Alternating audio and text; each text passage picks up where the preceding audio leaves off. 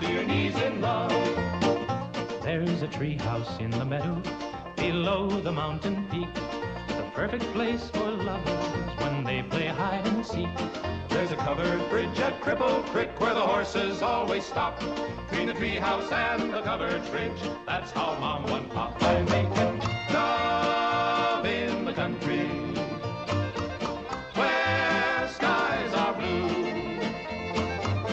All you'll be dreaming of are the birds and the bees and the flowers and the trees till you're up to your knees in love. There are roses on the trellis and the scent of new mown hay. The clinging vine is jealous on the fence across the way. There's a great big yellow moon above and a breeze to sing a song. Between the roses and the yellow moon, a fella can't go wrong if he makes love in the country where skies are blue. All you'll be dreaming of are the birds and the bees and the flowers and the trees till you're up to your knees in love.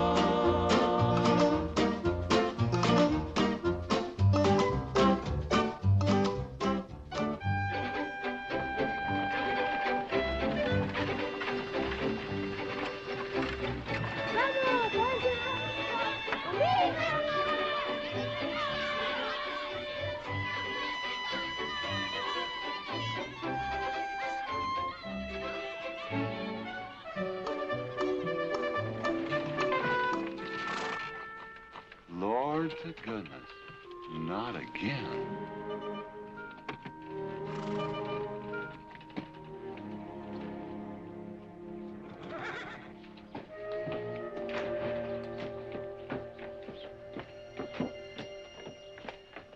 Howdy, Drago. Morning, Curly. Makes 7 times this month he come home swoggled. 6. 7. 6. Once was his birthday. That don't count. Give me my buggy whip. Didn't have anything for breakfast but 2 raw eggs and a mug of honey. No.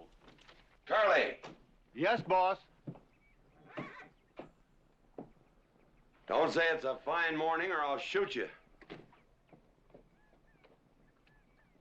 Get out of here, Bunyan. Good morning. Morning. Carlos, what are you doing up there? I hope I get it this time, Mr. McLintock.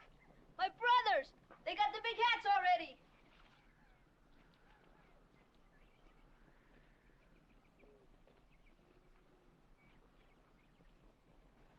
All right, let them have at it.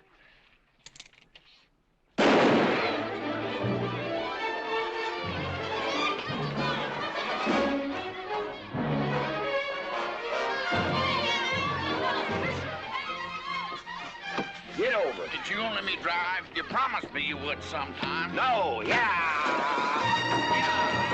Boss, you better watch that turn onto the road. You're gonna kill both of us one of these days. Thank you, Mr. Boss.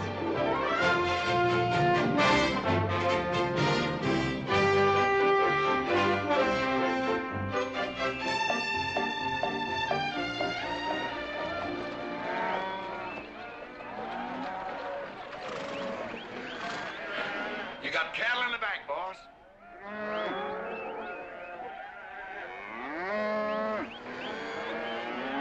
Yeah.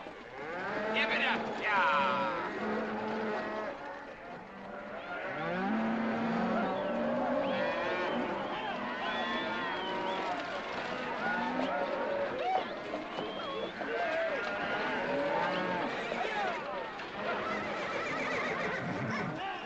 Keep 'em going. 15 cents a pound all the way to Kansas City. Yeah. Yeah.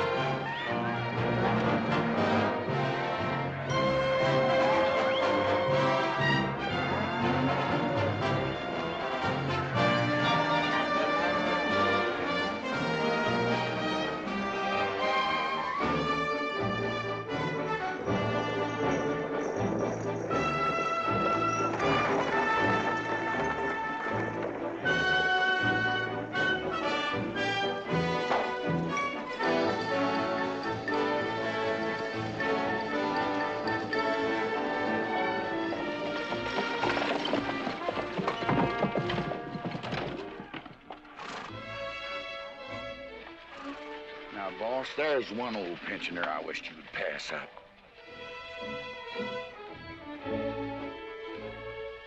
Bunny? Yeah. I knew where I'd seen his face before. He ain't an old timer. He's just been around town a couple of years. Oh, you have no milk of human kindness. Morning, Mr. McLintock. Morning, Bunny. Well, I can see you're in good health. Never felt better. Contrary to what you may hear. Me, my kidneys ain't what they used to be, and my liver's been leaving me billies. Drago?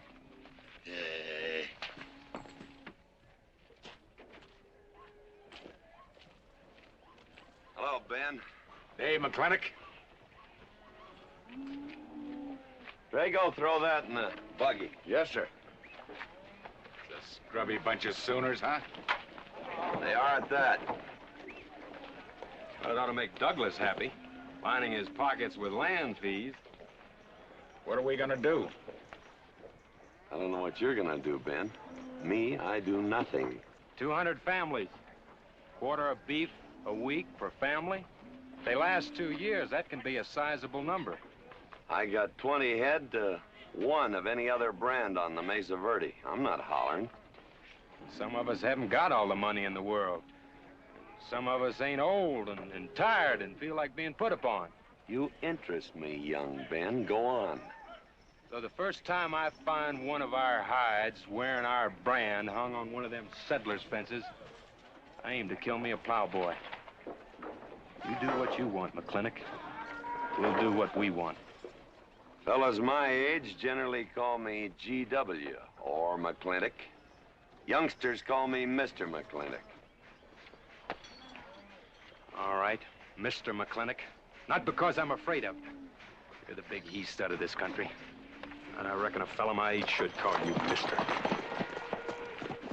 Full grown now, GW. He's a half owner of the spread. I made him a full partner the day the doc gave me the long face. Well, you want him to vote the first time this territory becomes a state, don't you? Of course I do. These settlers get burned out, there'll be a lot of hollering that this country's too wild to be a state. We'll go on being a territory some more, with a lot of political appointees running it according to what they learned in some college where they think that cows are something you milk, Indians are something in front of a cigar store. I'm looking to you to hold young Ben down. I'll do what I can. Come on over to the house once in a while. We'll rack up a few hands of stud.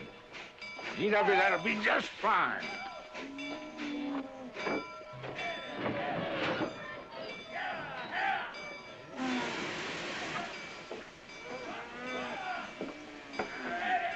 It's a nice morning, ain't it, boss? Everybody's entitled to their own opinion. Like that again, eh? Here's something that'll cheer you up. About 1,000 head. I figure they'll bring about 1,250. They're not as fat as I'd like to ship. They all off the North Range? Yes, sir. Settlers. Every one of them with a plow and a Bible. Not the slightest idea what the range is for. Drago! Drag out that hog leg. Yes, sir. Get me some attention. Yeah! People! People! People! People!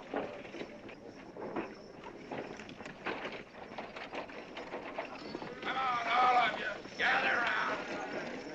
People, come on. Gather around. I'm McLintock. You people plan to homestead and farm the Mesa Verde. Yes, sir. The government give us each 160 acres. The government never gave anybody anything. Some years back, a lot like you came in. You had a pretty good first year, good summer, easy winter. But the next year, the last rain was in February. And by June, even the jackrabbits had sense enough to get off the mesa. Folks, do you know who that is? That's McLintock. George Washington McLintock. I told him that, Douglas. He controls the water rights on 200 square miles of range. You know that lumber you got? It came from his land. Cut by his loggers and milled in his mills. Douglas, I come close to killing you a couple of times when we were younger. Saddens me I didn't. Can you imagine a man who owns all that? Oh, and mines too, I forgot to mention them. All that. And he's begrudging poor people a measly 160 acres. That right, Mr. McLintock? You begrudge us a little free land? There's no such thing as free land. You make these homesteads go, you'll have earned every acre of it. But you just can't make them go on the Mesa Verde. God made that country for buffalo. Serves pretty well for cattle. But it hates the plow. And even the government should know that you can't farm 6,000 feet above sea level.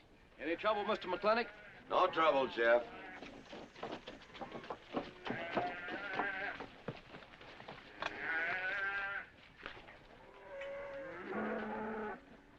How about you, Douglas? Douglas? Just plain Douglas, eh? And you call him Mr. McLintock. Why? Well, Douglas, I guess it's because he earned it.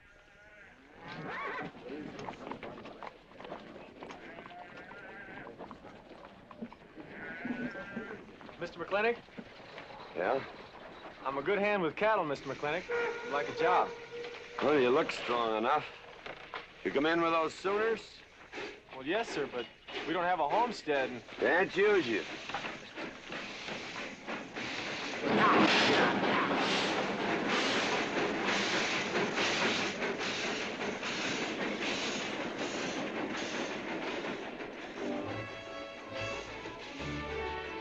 Tough life, ain't it, Sonny? Hell, ain't much future in being a farmer around these parts.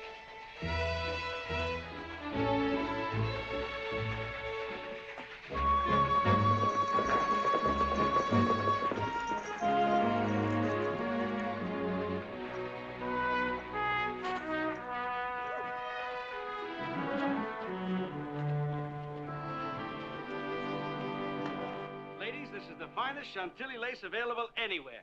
Chantilly, Mr. Birnbaum. Well, believe me, it's the best. Oh, excuse me, please. Look around. Take your time. Drago, I got 1,000 Havana cigars and 12 of those hats for you over there. Them 12 big hats ain't gonna last long the way some folks have been dipping into that red eye these days. Uh-oh. Good morning, G.W. Good morning. I stole some stick candy. Please, help yourself. Come on in. Davy, you can forget about saddling up the horse. Come in here. Problem? Yes. Well, if I were blacks, I'd move Queen's Bishop to King 4. Yeah, you might be right. You know, I was just starting to work this out when the letter came. Letter? It was... What happened? Don't you want me... Morning, Mr. McLintock. Morning, Davy. You being here saved me a trip. Oh, that hat and suit of clothes you picked out for my birthday? Well, instead of this cowboy hat, I'd like to have this one. If it's, all right with you, sir. Well, that's all right with me, Davy. Of course, that looks like the kind of a hat a fella'd wear down Main Street to start a fight. Oh, I don't need a city hat for that. All I have to do is walk down the street and some wiseacre will call me an Indian, and just like that, the fight's on. Davy, the letter, it's for you. And you are an Indian. Yes, I know I'm an Indian. But I'm also the fastest runner in town. I've got a college education, and I'm the railroad telegrapher. But does anybody say, hello, college man, or hello, runner, or hello, telegrapher? No, not even hello, knothead. Davy. It's always, let the Indian do it. Will you go out in the store and help the ladies? All right. I'm also bookkeeper, part-time clerk. Always let the Indian do it. The lady brought that out here this morning, asked for it to be taken out to the home ranch for you. Handsome lady, kind of tall with red hair. Called me Mr. Birnbaum, just as if she'd never seen me before, and as if that veil that covered her face would keep me from recognizing her. I thought she was in New York or Europe or someplace. So did I. Jake, you better throw on a couple extra cases of the boss's favorite bourbon. That stuff sure gets used up fast out at our place. Which reminds me, you better start tapering off. Catherine's in town. Katie?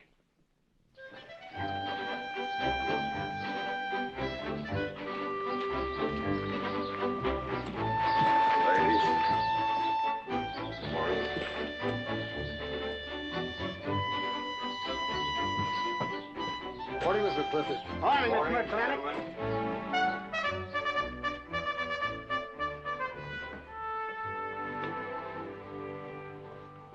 Good morning. Hello, morning, Mac. darling. Fauntleroy, Morning, GW. what are you doing in here? Why aren't you out at the desk? Helping out the bartender. Yeah, I see a busy day. Give me the key to room 17. What? 17, and don't advertise it. Here they come, Mr. McLintock.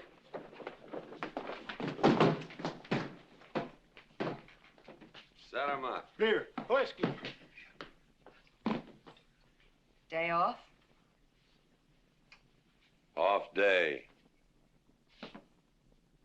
Wonder what he's so preoccupied about. Haven't you heard?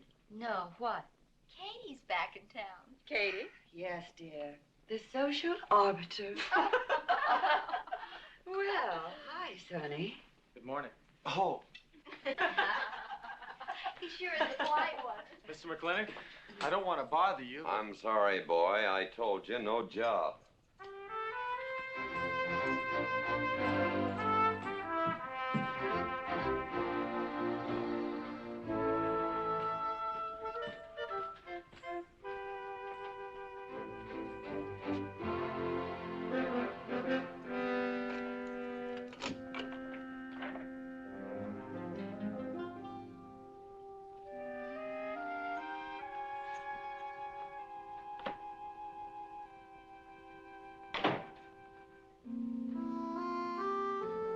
Catherine.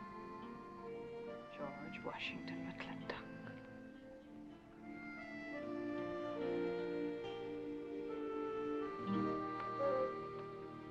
I thought you'd want this.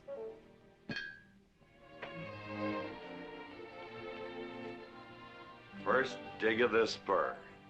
But who am I to upset your plans? But you feel kind of silly. I never feel silly. It's because you have no sense of humor. Why couldn't we sit down in the hotel dining room and talk about whatever it is you want to talk about? Or why couldn't you just come over to the house? And have everybody know that we're meeting. Everybody knows, and what's the difference? We're married. That is something I should like to change.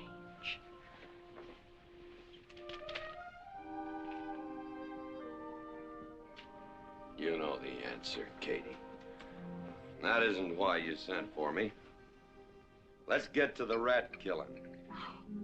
That's just the kind of remark that's always endeared you to me. Let us open the discussion. Very well. Our daughter is coming home in a few days. Rather, she's coming here. It was just a slip of the tongue that made me refer to this ugly hamlet as home. Our daughter. Is it so hard to say her name? It's Becky. Rebecca! I hate that name. Anyway, she's coming home. And I hope to persuade you to let her live with me. Part of the time in the capital, part of the time in New York, and, of course, Newport during the season. You're whistling in the wind, Katie.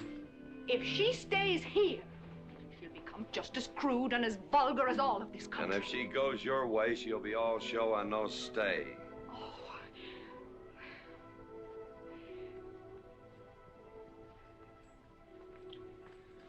No go, Kate. I hate you.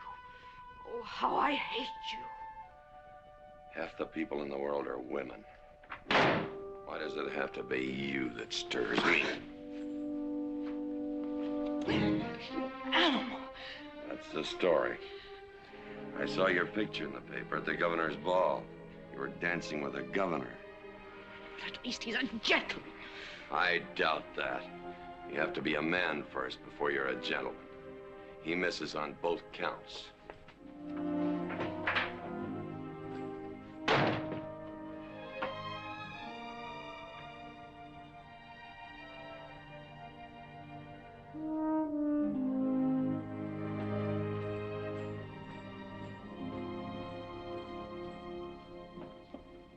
Hey, Sonny, you gonna ask him again? Nope. Hey, boy, you got a pocket of pride. You got a bag. You better listen to an expert, Sonny. I'm telling you, you got to grovel. Human nature gets him every time. Mister, leave me alone. Everybody does it one way or another.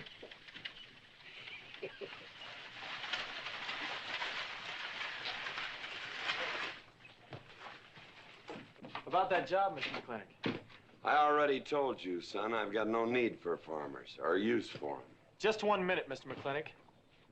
My father died last month. That's how come we lost our homestead. I've got a mother and a little sister to feed. I need that job badly. What's your name? Devlin Warren. Well, you got a job, son. See my home ranch foreman. He's over at the corral.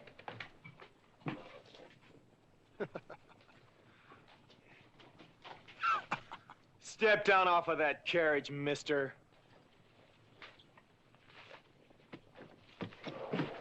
Hold that hog leg. I've been punched many a time in my life, but never for hiring anybody. I don't know what to say. Never begged before. Turned my stomach. I suppose I should have been grateful you gave me the job. Gave? Boy, you got it all wrong. I don't give jobs, I hire men. You intend to give this man a full day's work, don't you, boy? You mean you're still hiring me, Mr. McLintock? Well, yes, sir. I mean, I'll certainly deliver a fair day's work. For that, I'll pay you a fair day's wage.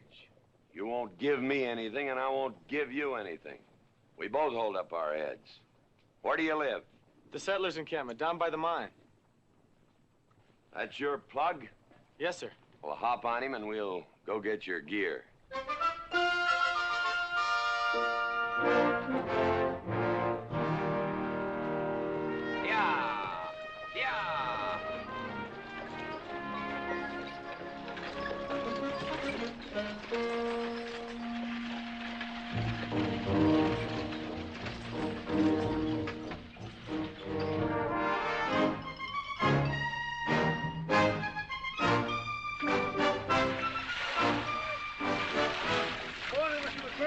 Morning, Mr. Poor Boy.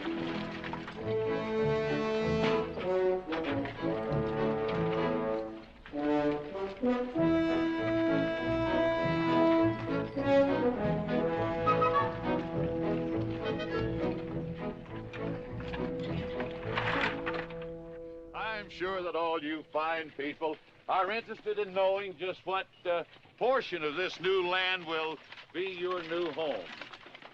Oh, Jones and McAllister, since you've been more or less the leaders of our group, I'd like to have you come up and check the exact location. Won't be a minute, sir.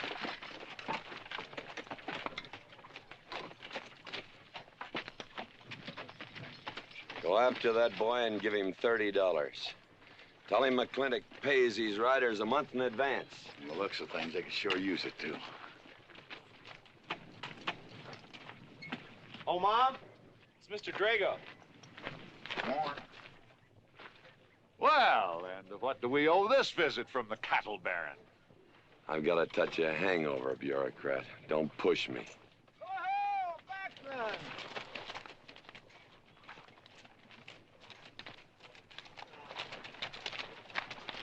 Say, those are Indians. Are there Indians in this homestead land? Friendly Indians, my boy. Oh, McLaglen! Oh, running buffalo! Oh, McLaglen! Long time we don't get drunk together. And it's gonna be a lot longer time, because it's against the law and you're with the sheriff. And if I got my hands full, they came into town to meet the train. The old Indian chiefs are coming home. I heard they'd been pardoned. They don't know when it's arriving, this week, next week, or next month. So in the meantime, I've got to do something with them. Could I cut out a couple of head of your steers to feed them? Otherwise, some of these settlers' milk cows are going to disappear. That's right, McLaglen. Cut out whatever you need. Sheriff, are you going to camp these savages with all these settlers? You're asking for trouble. Mr. Douglas, I already have plenty of trouble. Please stay off my back. Running Buffalo, bring your people over to the clay slide. Go. Hello, Mr. McLaglen. Tiny Mouse, it's nice to see you. You wouldn't believe it now, but 20 years ago, she was a mighty handsome maid. 20 years ago, you thought so too, Mr. Douglas.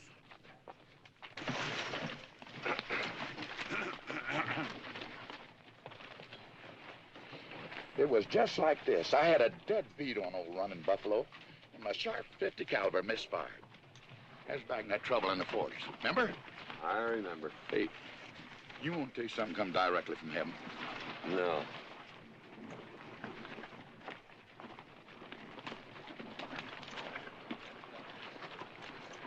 Where'd you get this? That boy's mama baked them. You thinking the same thing I am? She's a widow woman, boss, and she's got a long, hard road home. Hire her.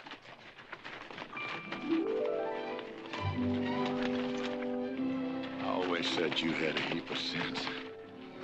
Mr. McLintock, this is my mother. Your mother? And my sister. Pleased to meet you, Mr. McLintock. Ma'am, this here's my boss, and he has few choice words to say about your biscuits. Yes, Mr. McLintock? Huh? They're great.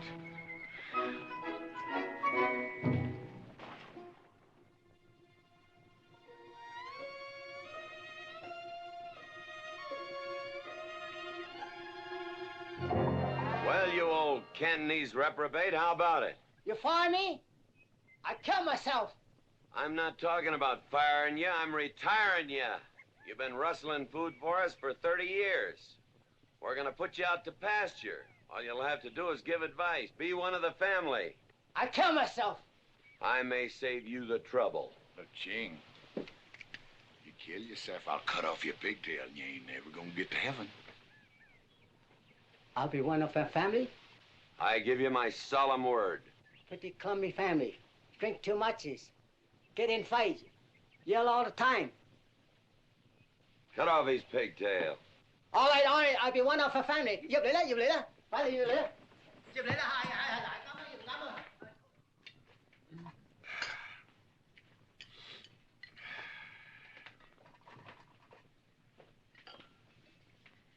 I hope everything is satisfactory. This is such a big house, it'll take me a while to get used to things. Now, please don't hesitate to tell me if anything is wrong. No bird's nest soup. Otherwise, just fine. Everything went nicely. Who's Finally, having it, fine. ma'am? Best apple pie I ever had. Curly's right, ma'am. Hated to leave that last bite. Shall we celebrate with a drink? Carlos, come in and help me with the dishes. Alice, you want to help too? Yes, Jacob. All right, pitch in. Now, I'll wash and you get some dry. Is that good here?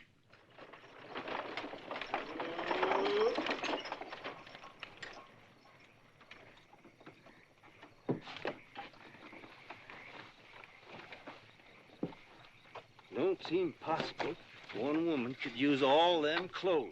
You keep a civil tongue in your unprepossessing face. Yes, ma'am. And unload my baggage, please. Yes, ma'am. By the way, what does that word unprepossessing mean?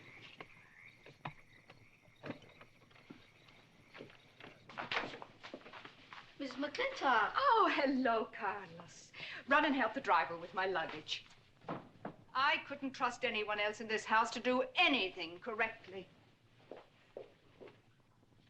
Luggage? Give him a hand, Curly. Yes, boss. Mr. McLintock? Are you moving back in? Yes, but nothing has changed except my place of residence. And I'd be willing to put up with savages rather than be denied the company of my daughter. And I'm proving that by moving in here. Mr. McLintock, since it's my first day, would you excuse me if I, Go ahead. Oh, Catherine, this is, Dev Warren. He joined the outfit today. Please, ma'am. Thank you. Well, how refreshing. A polite young man here. Where did he come from? He's a farmer. A farmer? Well, I'll be doggone. Kate, welcome home. What on earth are you doing in that idiotic-looking outfit? And don't you dare call me Kate. That's my butling suit. I'm butling for the boss. And I'm sorry, Catherine. That Kate kind of slipped out from the times I remembered you as being nice people.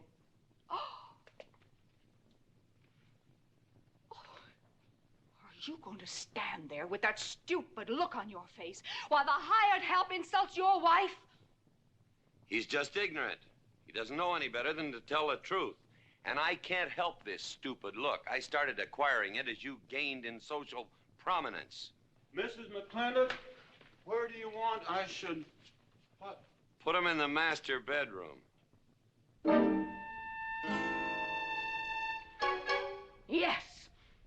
But move Mr. McLintock's things into another room. Oh, the one back of the stairs would be best so that he can't wake up the entire household when he comes home every night.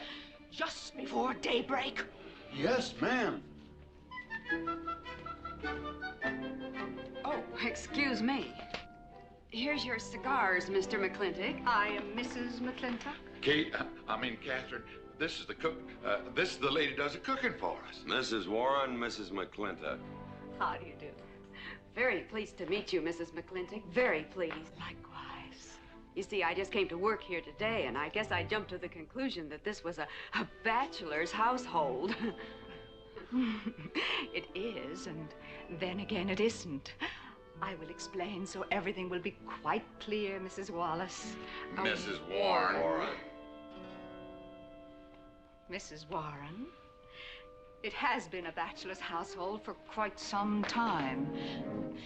And it will be again, just as soon as I am out of here, which will be as quickly as I can make arrangements to take my daughter back east with me. You see, she's coming home from school in a few days, and then we'll be off together, and you can return to conducting yourself as you consider proper in a bachelor's household. Katie! Shut up! Until then, I am mistress in this house. And I will give the orders. I want my breakfast served in bed. Let her. Ain't you gonna say nothing, boss? Breakfast in bed. No. 1 poached egg, tea, toast. Oh, GW. As soon as my things are put away, I want to talk to you about Rebecca. Yes, Mrs. McLintock. Indeed, Mrs. McLintock. Of course, Mrs. McLintock. The toast, lightly browned and unbuttered. Of course, ma'am. Wait a minute now, boss. Where you think you're going? I just remembered I got a date. But she said she wanted to have a talk with you. I heard.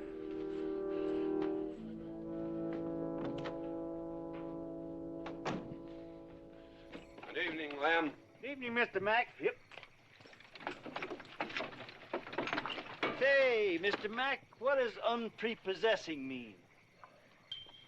I was called that once, Lem. Looked it up in the dictionary. It's best you don't know what it means. Uh-huh. Thank you. You're up.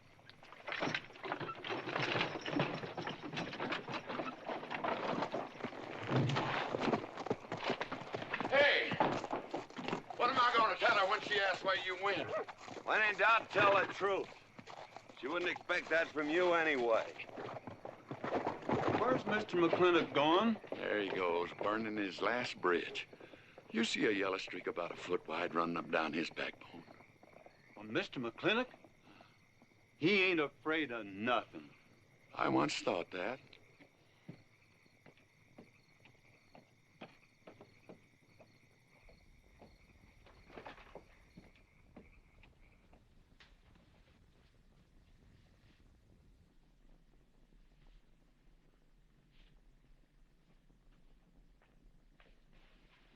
Drago?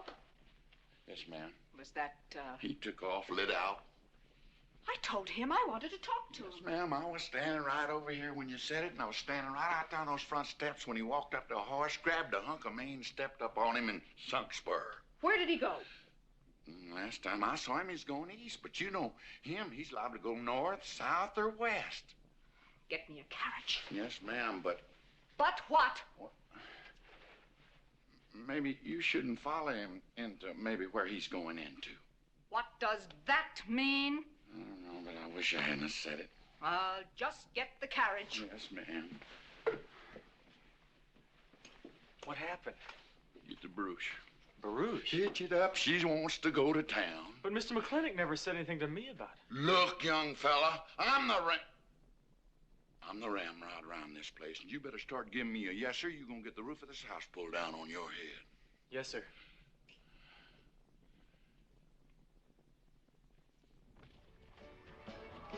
Hello, Davy. Hi, Mr. McLintock. New broom, eh? Big clean. Hello, Bunny. How is everything? Oh, fine, fine, Mr. McLintock. I'll get you next time.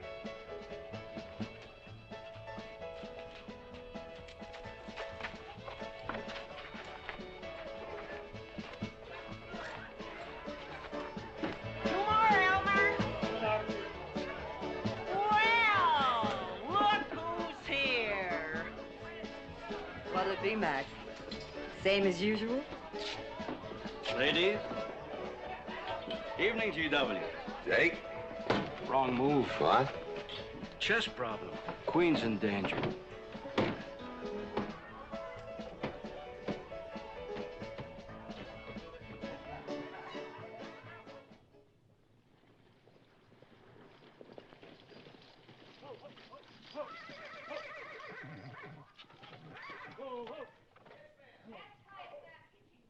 I suppose you can do that. Camille, you're on your own. Mr. McLintock?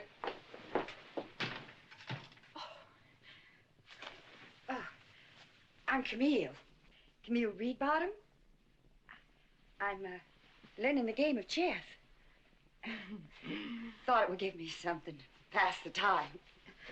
See, I have nothing to do all day long, and I just remembered something.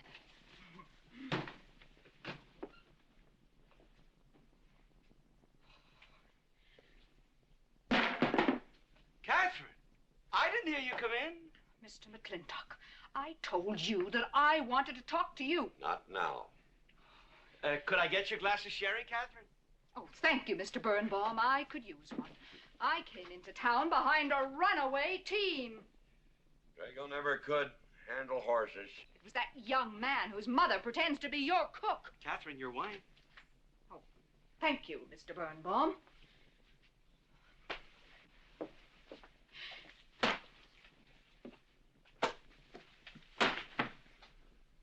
Now, Mr. McLintock, we have an awful lot to talk over. First thing I learned about Indian fighting was to wait for daylight.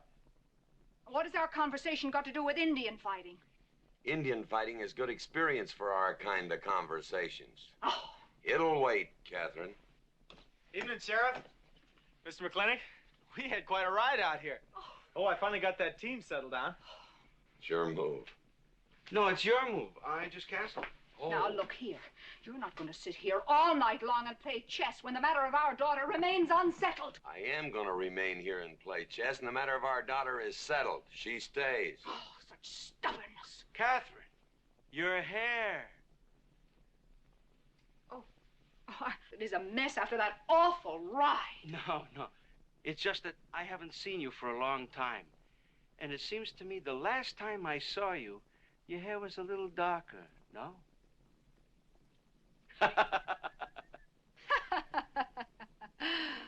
It's a funny thing that tricks a man's memory will play, huh? Mr. Birnbaum, I think that you've completely lost your mind. You have done something to your hair. I have not! If I had, it'd be none of your business. I'm certainly not going to put myself in the place of those blondine trollops that you seem to prefer. Take it. Huh? Oh. Fill it. Oh.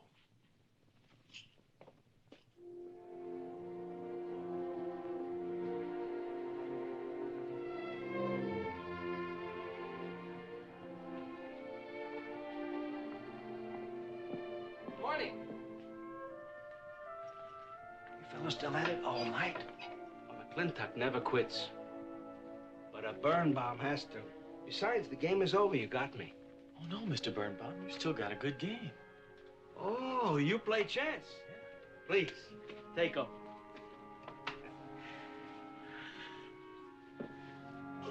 Pretty good.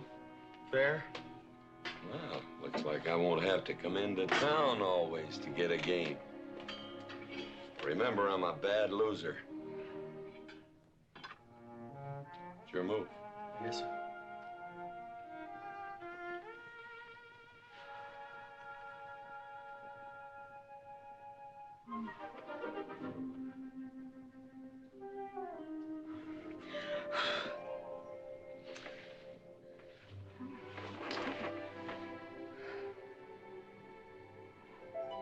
Good morning. Good morning. Oh, it's not morning already. Mm-hmm. Cup of coffee? Oh, yes, thanks, Jake. You're welcome, Catherine. Got any cream? Canned cow's milk. That'll do. Good old condensed milk. That reminds me. I was cleaning out my desk the other day. I found something I wanted to return to you.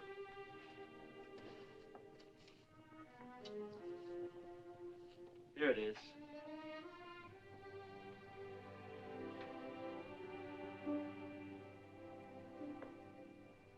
It's a medal, remember? From the President of the United States of America to First Sergeant Michael Patrick Gilhooly for bravery above and beyond the call of duty. It's your papa. Reminds me of the first time I ever saw you. It was over 17 years ago. You walked into my store, not much bigger than the bundle you were carrying. And in the bundle was the most beautiful baby I ever saw. And was she hungry? You walked all the way from Superstition Creek just to trade me that medal for a case of canned milk. GW was off somewhere as usual, fighting Indians. Sheriff! Sheriff Ford! Well, have you seen the sheriff? Kind of early for him. To try his house? Why didn't I think of that? Looks like Birnbaum's is open. Maybe somebody in here knows. So there you are, Sheriff. I told you you were headed for trouble. Trouble? I want to know by whose authority you let those Indians stay in town. Those savages are wards of the government, and I am the representative of I that told Sheriff Lord that he could put him up down by the clay side. Because the town's named after him, he thinks he owns it. Well, you check the books in the recorder's office, and you'll find I do own a fair piece of it. Agard, if you knew anything about Indians, you'd know that they're doing their level best to put up with our so-called benevolent patronage, in spite of the nincompoops that have been put in charge of it. Those Indians need my permission to leave the reservation. Those chiefs have been giving orders all their lives. It's pretty hard for them to understand that they have to hold up their hand like a schoolboy in a classroom. The law is very clear. I told you you'd get no satisfaction from these people. But we'll get the girl back. Girl? The girl the Indians kidnapped. But don't worry. I armed the settlers and set them to rounding up those red devils. What is this about a girl? Millie Jones, one of the settlers' daughters. The Indians kidnapped her. That's ridiculous. And you turn loose a lot of farmers with shotguns? I certainly did. You're insane. Let's go, Sheriff. Mr. Douglas, Oh, Miss McLintock. much as I hate to agree with GW about anything, you haven't changed a bit. You're still an hysterical fool.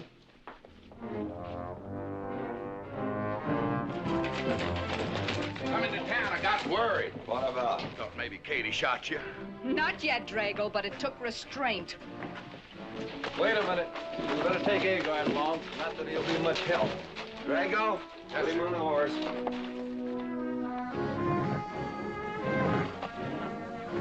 Just a minute. Well, I'll drive. Yes, sir. Agard, what are you doing? Agard, this is serious. Stay with him, Agard. Stay with him. Agar, will you stop showing off and get in this buggy? Mercy. Mercy. That horse is a little green.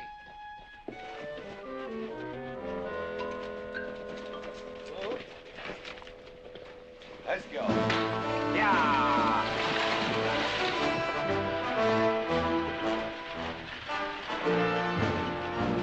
Just where do you think you're going? Don't use that range boss tone of voice with me.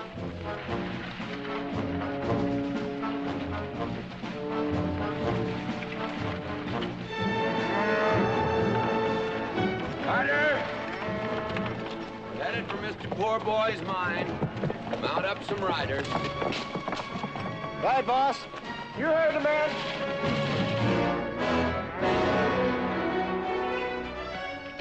I don't like it, Mr. McLintock. I don't like it one bit. What don't you like?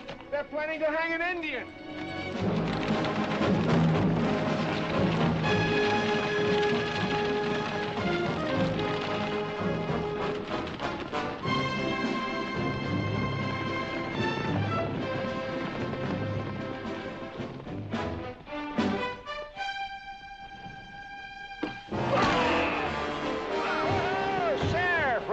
funny. Where's the whiskey? Hold that! Not so fast, Mr. Boss of the whole country. Unless you want to wear a big hole in your middle. How long is GW going to let that cheat-chalker push him around? That cheat-chalker has a sawed-off shotgun. How do you know she didn't wander off someplace or meet some fella or something? What are you saying? That I didn't raise my girl right? That she'd wander off all night with some man? There's a lot of things I'm not saying to you, mister. Well, you got a sawed-off shotgun in my middle. But how do you know this Indian had anything to do with it? She's gone, ain't she? She's gone. Pa! Pa! I'm over here! Pa! Been looking for me, Pa? Where you been, gal? Young Ben took me for a sunrise ride, and the horse wandered away. You come down over there. But, Pa! She's telling the truth, Mr. McLintock. We wasn't doing nothing. Well, that's not important right now. The important thing is that you don't draw that hog leg, or this will be worse than Dodge City on Saturday night. You get on, back to the wagon. I'll tend to you later. Now for this young whippersnapper. Now, no harm has been done. And young Ben here is one of the nicest boys in the territory, so just put down that shotgun and I'll let's teach forget him to fool with Mike. Now, we'll all calm down. Boss, he's just a little excited. I know. I'm going to use good judgment. I haven't lost my temper in 40 years. But, Pilgrim, you caused a lot of trouble this morning. Might have got somebody killed. And somebody ought to belt you in the mouth. But I won't. I won't. The hell I won't.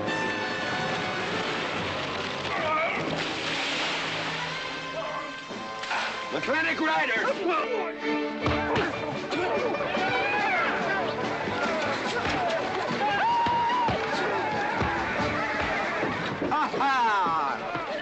Oh, McLaglen!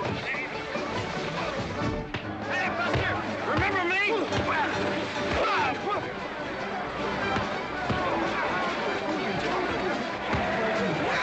Hello, sir.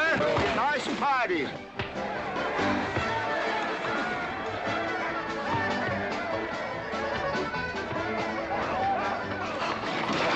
Do you think we oughta? I ought to what?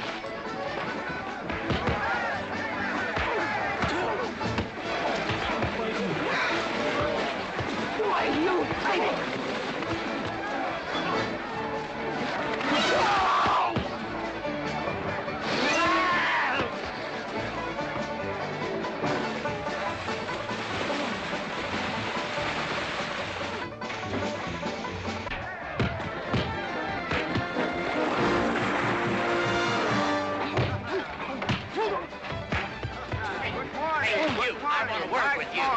Just a minute.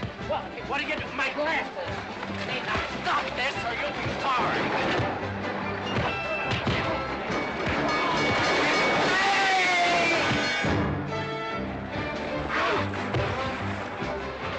Stay out of this, Jake. It's everybody's war.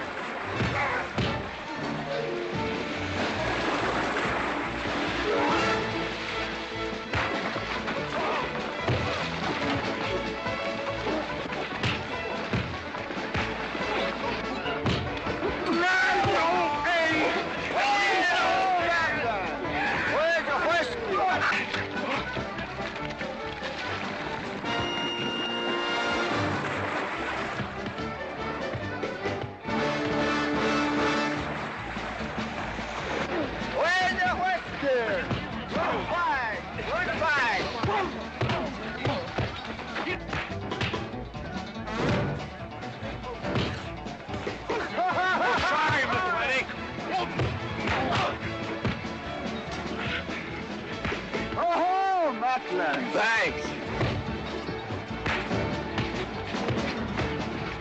Aha, it's very funny. Yeah, very funny.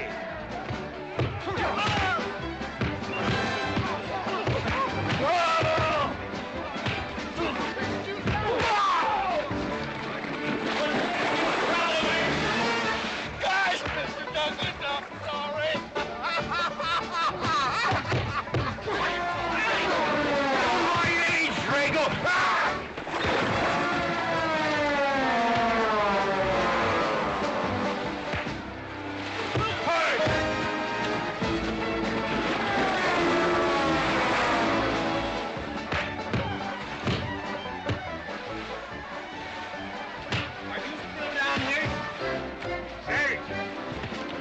I swatted away, huh? Honest, Mr. Jones, honest. Oh, get out of my way. Nice left. Thanks. And I went to college. For this, you don't need college. You're not getting me down there.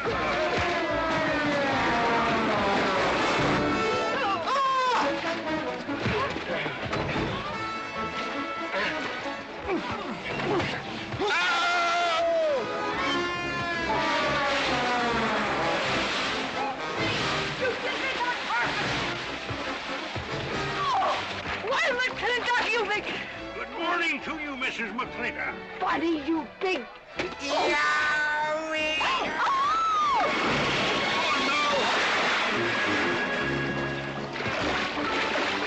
G.W. McLintock, you make me clumsy. Well, it's pretty hard to control yourself. People!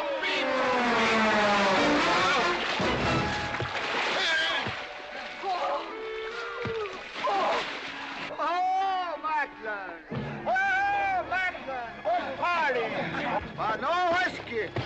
We go home.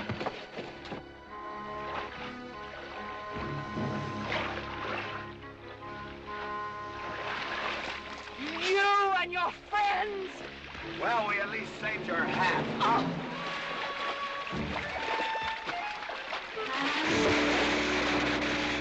Where is everybody? Oh, for heaven's sakes.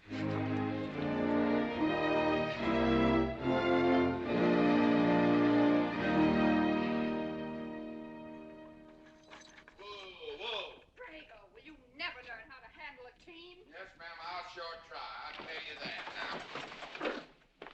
now. Try me family. You want to lose your pigtail? I lose face.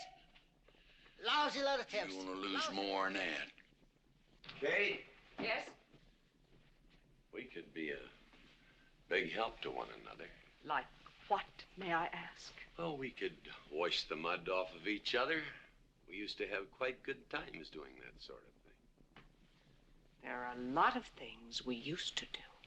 Good night, Mr. McLintock.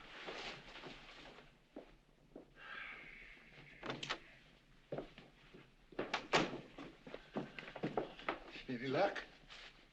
What are you talking about? I mean, divorce. She still want it? Yeah. You know something? Women are funny. She fought like a wildcat on your side out there this afternoon. Come home, she slams the door in your face. That divorce business, is that what you get when you pay a woman not to live with you? That's about it. Some women I've known it'd be worth it. You know, if we had any moral character, we wouldn't be standing here covered with mud drinking when we should be washing. G.W. Drago.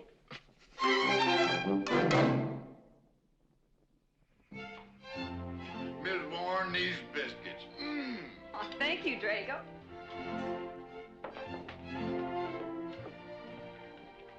Good morning, Mrs. Warren. Morning, Mr. McLintock. Breakfast for the boss? If that's the way you want it, Mr. McLintock.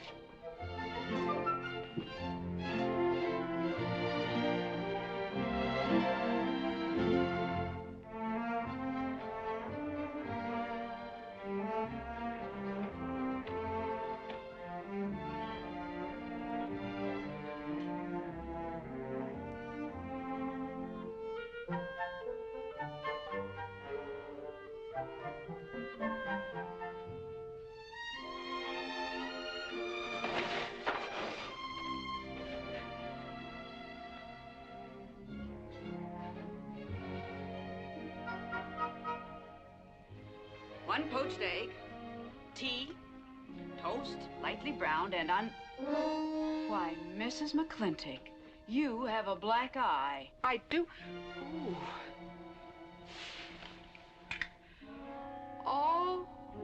Oh, and Becky's coming home today. And that's not all. There's a little something we'd better get settled. There are no men listening now, so we can be ourselves. Oh, sure, I let you get away with all that guff the other night. But now that we're alone... When I want the opinion of the hired help, I'll ask for it. You know, you could wind up with two black eyes. What? Oh, I realize you had to put on that big act. We always have to just before we get ready to forgive them. Generally for something they haven't done. But you and I both know that's just to keep them from getting the idea they run things. McLintock give you that black eye? No. Nobody gave it to me. I won it.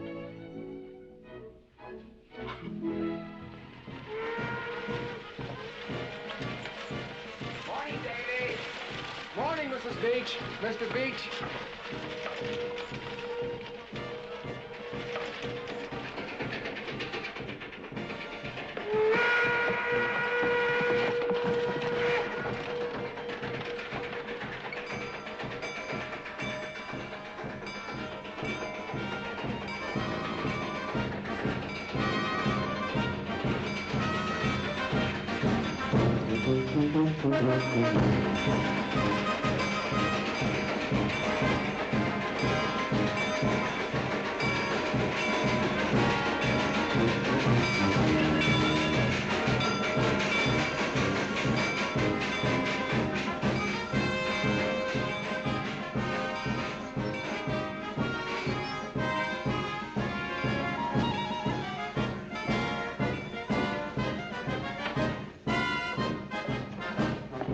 Why, Miss Becky, welcome home.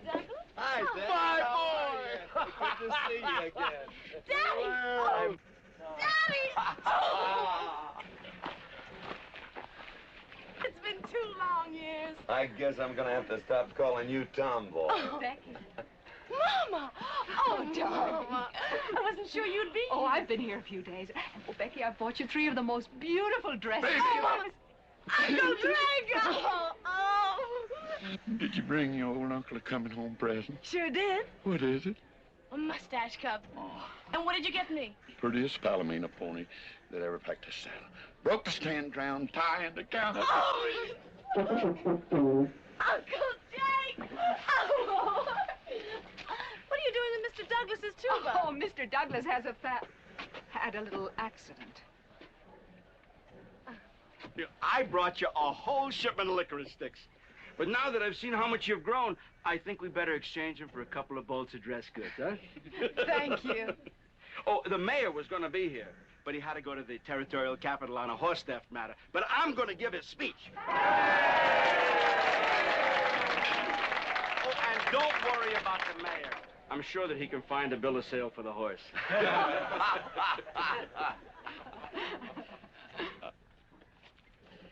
Ladies and gentlemen, we are here to welcome the fairest... What am I doing? We are here to welcome back the prettiest girl that was ever born in McLintock, or in any part of the territory.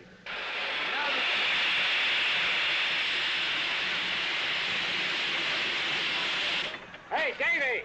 Yeah? Got something for you.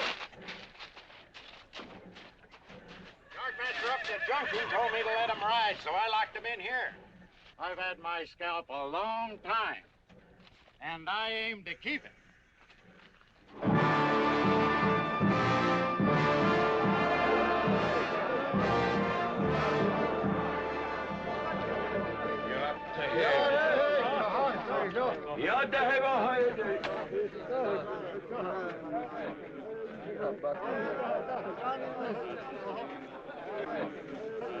And now she's come back to us. Gone are the pigtails, but the freckles are still on the prettiest face that was ever born in McLintock.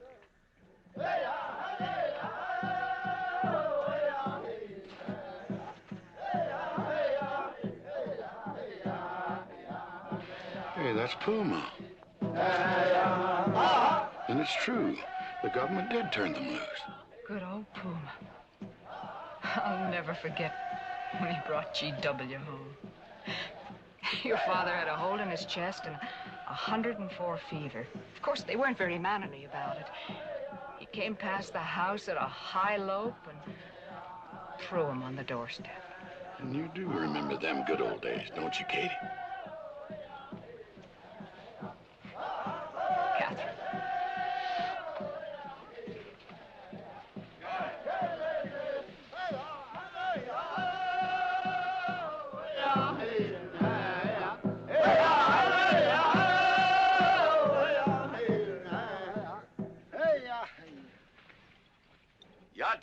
my friends. Hey.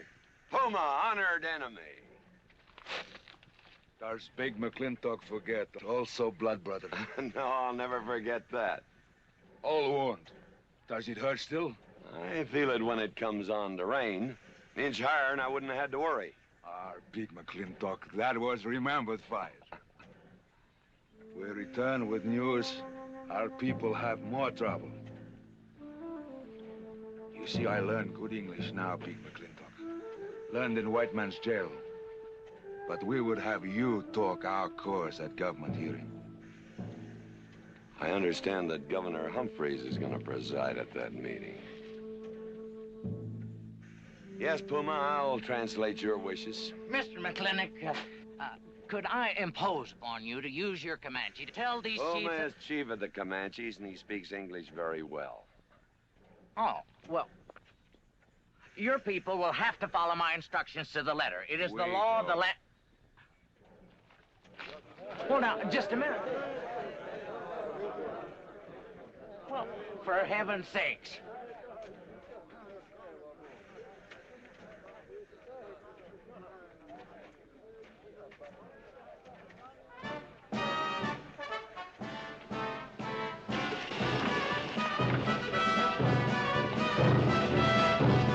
You wait here, honey. I'll get the bucket. You going to the clinic party? Surely. Will I see you there, Beth? Of course, Davy, and you can have the first name. Sis? Don't want any sister of mine talking to strangers. Davy's not a stranger. He clerks in Birnbaum. He's an Indian.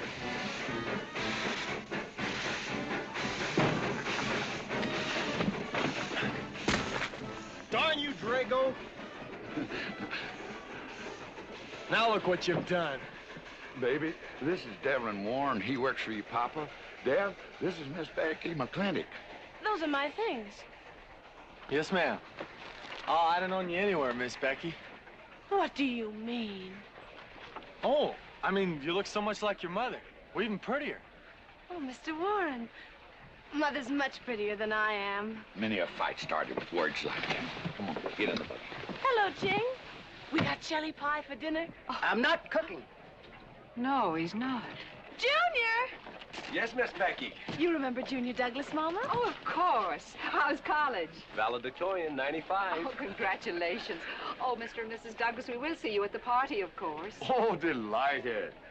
Well, it'll be pretty hard to keep young men away. Yes, sir. Drago? Yes, boss. Baggage all loaded. G.W.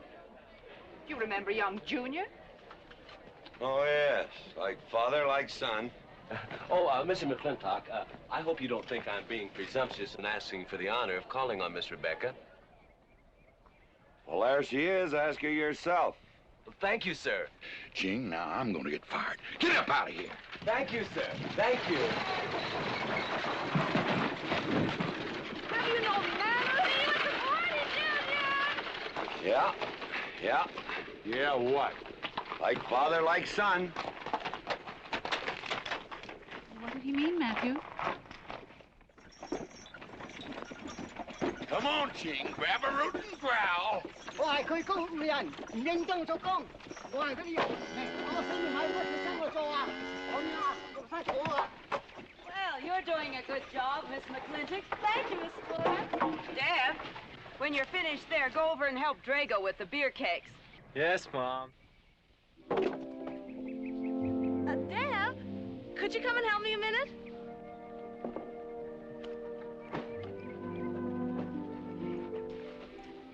I certainly was surprised to hear you went to college. Why? I don't know. Junior says Purdue's a good college for a backwater place like Indiana. Well, he did indeed. Oh, could you do this? I can't reach it. Why didn't you finish college? Lack of funds. My father got sick, and he had to come out west. So he took out a homestead. You know, your mom's sure cute. It's too bad you didn't inherit her eyes.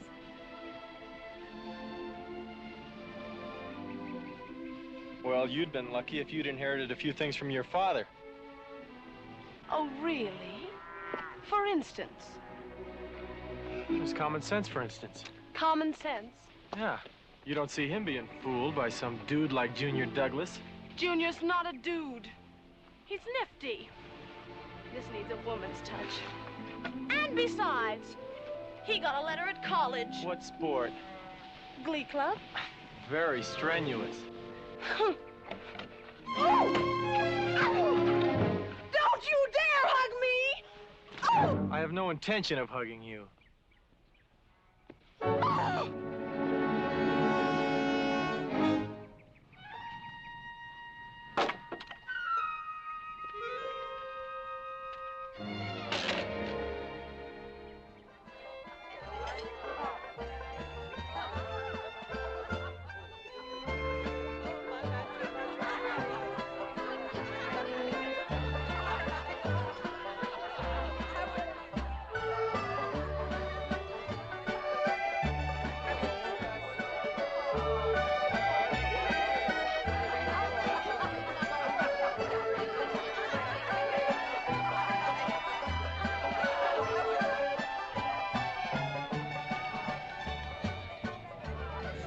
Ladies all look lovely, Catherine.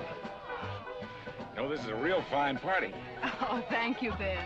Of course, we had to invite everybody. Just everybody. Sorry, GW, but this one's mine. Well, thank you, Mrs. Warren. I guess I'll have to be a good host in my own home. Well, the next one's yours, Mr. McLintock. Thank you.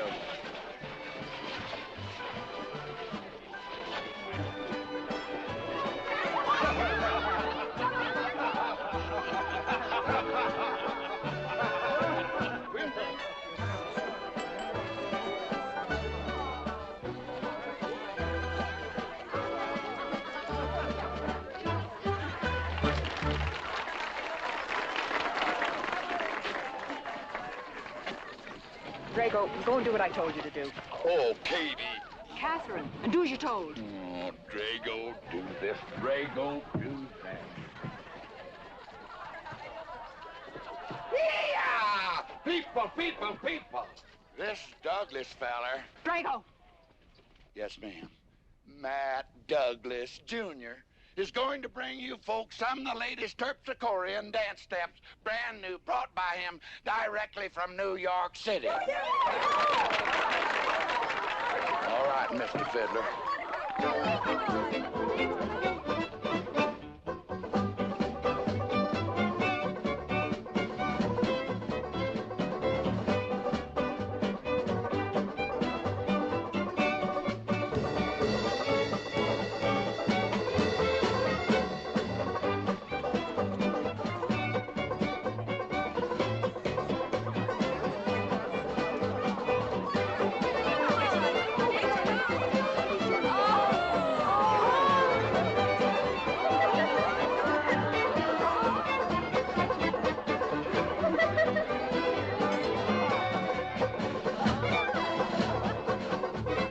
Give me a whiskey.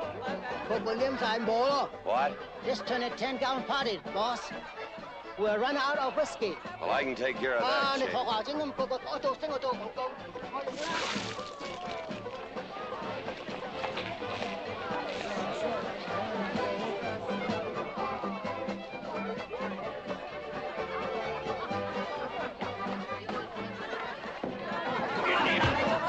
Indian.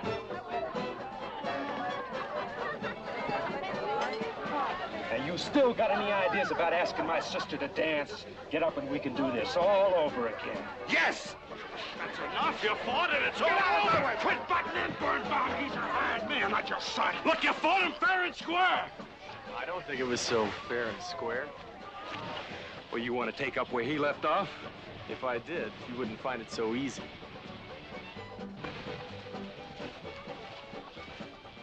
Now we've had enough of this. Well, when are you gonna quit walking away? Just as soon as we're out of sight of the party. Little lesson I learned back home, don't fight in front of women. Well, we're out of sight now. So we are.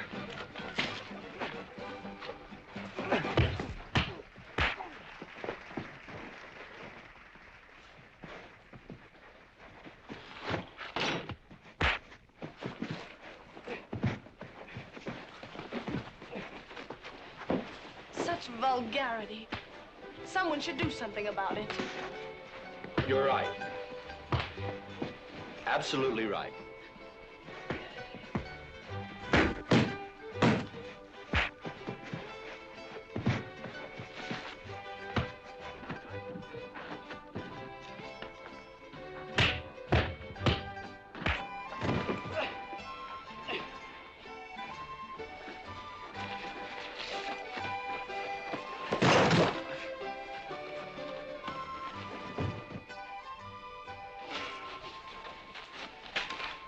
You all right, young man?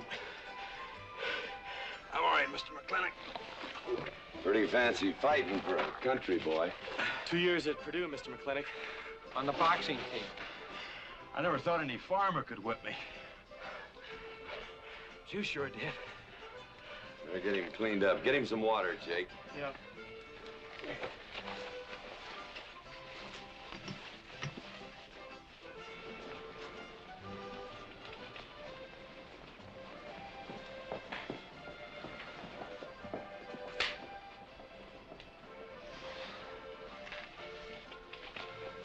Get yourself cleaned up. Go ask that girl for a dance. Who? Oh!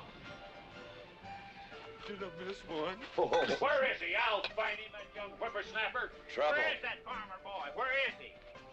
Where is he, G.W.? Oh, so you're the young farmer boy that whipped my nephew. Well, I'm Fauntleroy Sage, young Ben's uncle. Well, I'm no farmer, but if you're young Ben's uncle, yes, I whipped him. And you're intruding. What's intruding mean? Butting in. Oh, so he's insulting me. Well, then I got another reason for walloping him. Besides, on account of him thrashing my nephew, young Ben. Fauntleroy, you can't get mixed up in these youngsters' quarrel. Family honor. I can't have said a farmer whipped a sage. You're twice his size. Don't let that bother you, Mr. McLintock. Mr. Fauntleroy insists. I'll just have to teach him the same lesson.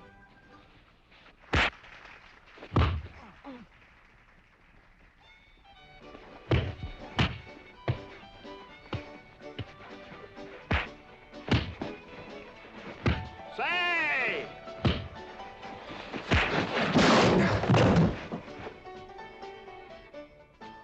Sorry, young feller. Hate to have to do that, young fella. No hard feelings. Not yet. Not yet what? I mean, that isn't all. Now, wait a minute. Fauntleroy, we're gonna make this a fair fight. Of course we are. Of course we are, G.W. There'll be none of this. I wouldn't do that, G.W. You wouldn't do... No, I wouldn't do that. And Dev, I don't want you kicking Fauntleroy in the knee. He didn't do no such thing. And none of this nose twisting. He's all yours.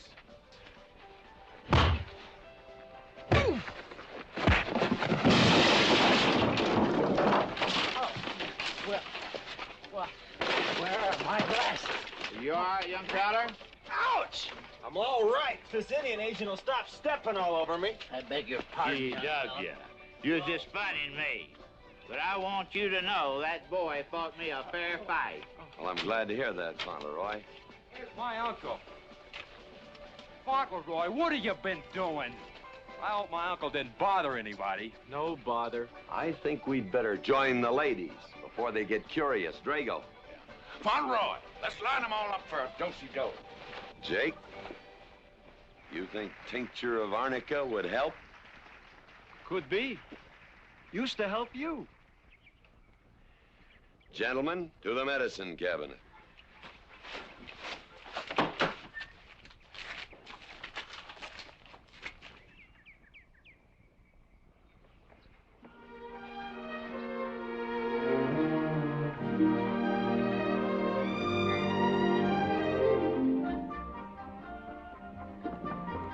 Good morning, Drago. Morning, Davy. You seen Daddy? Took over early this morning with a scattergun over his arm. Went hunting.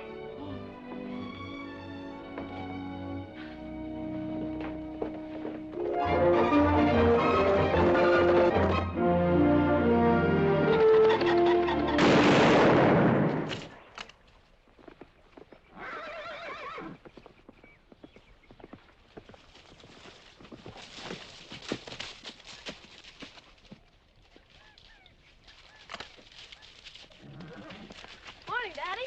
Good afternoon. What gets you out so early? It's something I have to get straight in my mind. Yeah? What? Mama.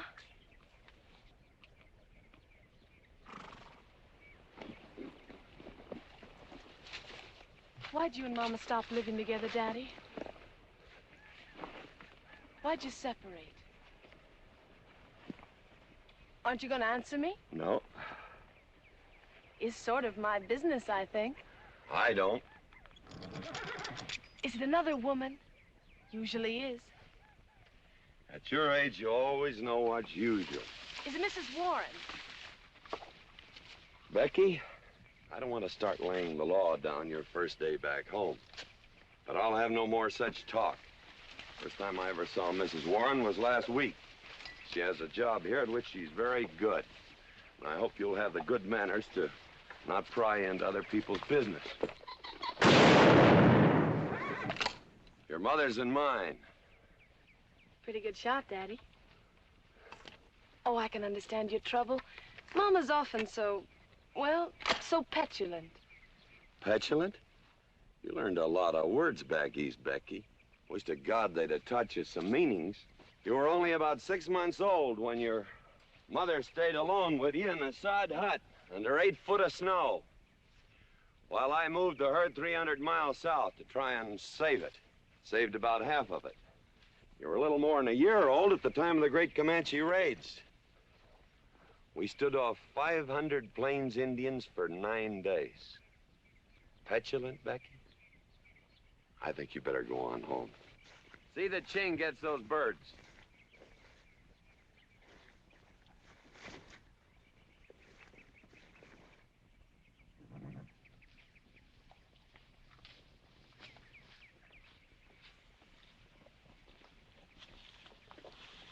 Becky! Come here.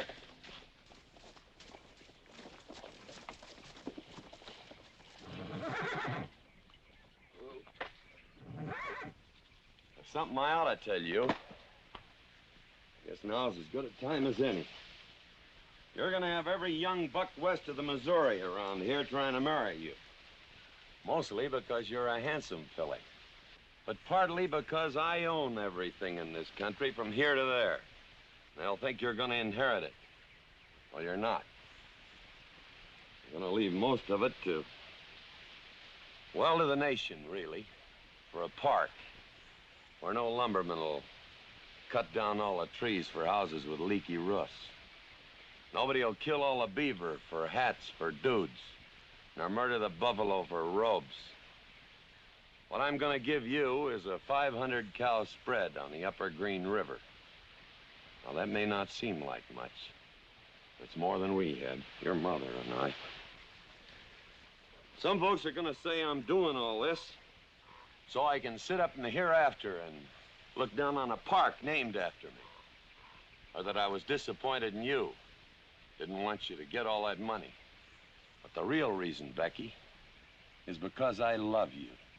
And I want you and some young man to have what I had.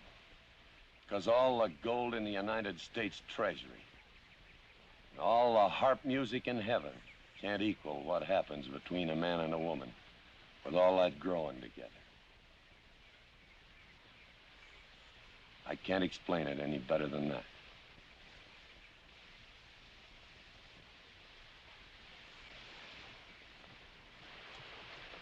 All right, Daddy. Becky.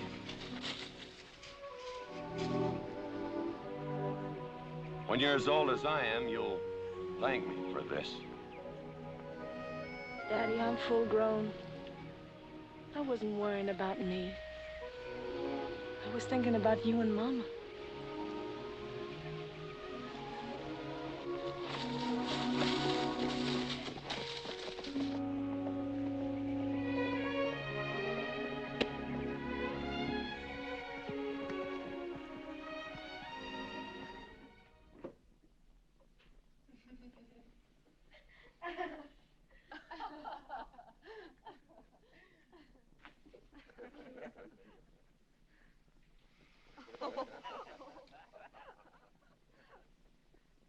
Oh.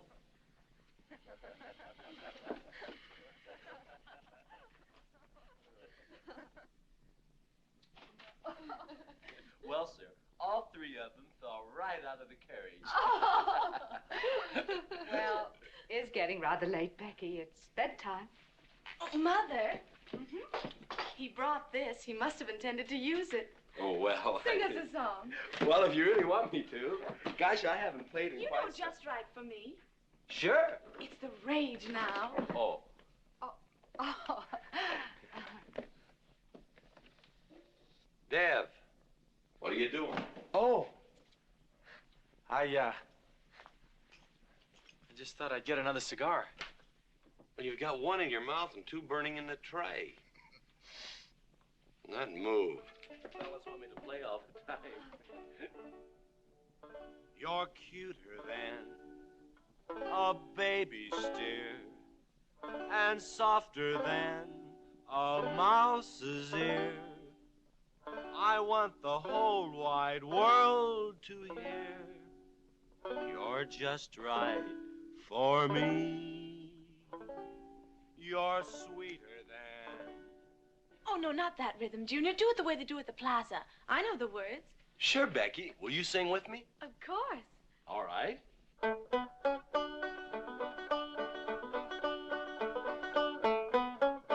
love a man who's witty and smart and clever. It's your move. Oh. Oh, Dev, you're playing like an amateur. Let's call it an evening. I'd like to know where your mind is tonight. You're sweeter than the early spring, or bluebells when they start to Pretty good. You Voice like her father. feel like a king. You're just right for me. Sweeter than honey, finer than wine.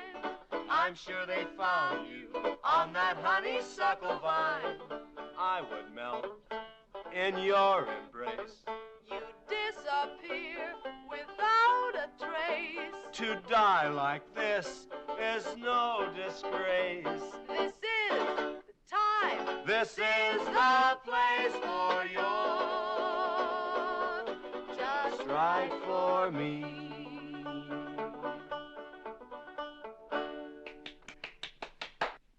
Well, that's so good, I kind of hate to break this up. But if we're going to have that Indian hearing tomorrow morning... Sir, about our conversation earlier this evening, I believe I'd better apologize. Yeah? Yes, sir, I've been thinking it over, and when I called you reactionary, well, that's merely my generation's term for your generation. Nothing personal, sir. Oh, really? Well, good night, sir.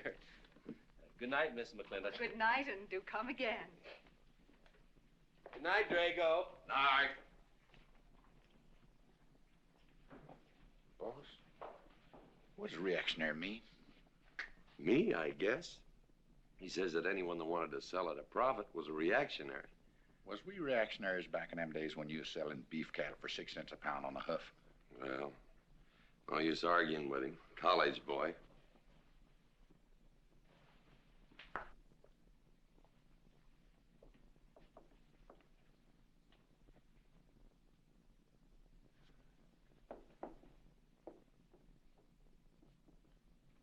Devlin Warren, if you was my kind of man, you wouldn't let some dude walk off with the prettiest girl west of Denver without putting up some kind of fight. Does it show?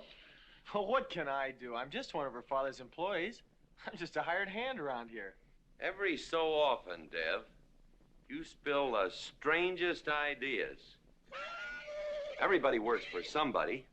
Me, I work for everybody in these United States that steps into a butcher's shop for a T-bone steak. And you work for me. There's not much difference. Daddy, the most terrible thing just happened. Junior's horse ran away. The one he rented at the livery stable. Tied up a rented horse by the reins. He's probably back in the stall by now. I think we could get Junior something that he can ride. What I'd rather do, Daddy, is drive Junior home in our barouche. It's a lovely evening, and I'm sure Uncle Drago wouldn't mind driving. I would, and I got the kind of manners don't keep me from saying so, just to be polite. I'll drive him home, Mr. McLintock. And you don't have to come, Miss Becky. I'll see that he gets home safely. I can take care of myself. You got yourself a foot, didn't you? Dev, get the carriage. Drago?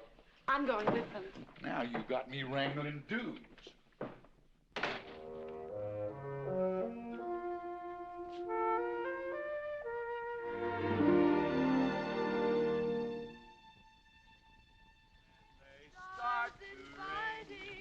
You make a man feel like a king. You're just right for me. Miss Becky, somebody better help me watch the road. You know, I'm new around here. Might take the wrong turnoff. Devlin Warren, you know there isn't a turnoff between here and town. You disappear without a trace. To die like this is no disgrace. This is time. This is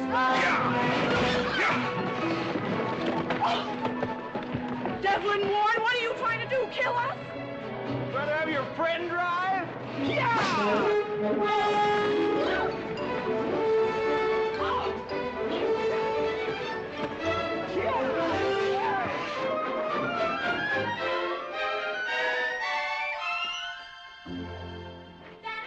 Daddy, I have never been so humiliated in my entire life. I said what I said, and I'll stand by it to the death. Shoot him, Daddy. Shoot him at once. Well, why? My honor is at stake. Well, now, Your Honor. Absolutely. He impugned my honor. Impugned? What does that mean? Slander. He slandered my honor. He did? I said what I said, and I'll stand by it to the death. He admits it, see? Shoot him. Well, what is he admitting to? Why, he called me a... I won't even repeat the word. I didn't necessarily call you anything, but I said what I said, and I'll stand by it to the death. Well, just for the tally books, what did you say? I said that any girl who would permit a man to kiss her before they're formally engaged is a trollop. He said it again. Shoot him. Now, hold on. No, don't hold on. If you're my father, if you love me, you'll shoot him. Well, I'm your father, and I sure love you. So? Oh, you shot him. You really shot him. Hey! He dies. If he dies, he'll be the first man ever killed with a blank cartridge. We use this to start the races on the 4th. Hey! I'm on fire! Oh, you poor dear. Poor dear. You'd have had me shot in cold blood. But it didn't happen. Yelling I insulted you and all. What you need is a good spanking. Dev! Daddy! Leave me out of this. I think I'll give you what you deserve. You wouldn't dare! Oh, wouldn't I? Ah! You'll think next time before you have someone shot. And this kicking and yelling isn't gonna help you. Don't you! Oh, Daddy! Wait a minute! Daddy! Oh! Oh! Daddy! Help me! Don't! Daddy! Lord, I hate you! Mommy! Oh! G.W., was that a shot?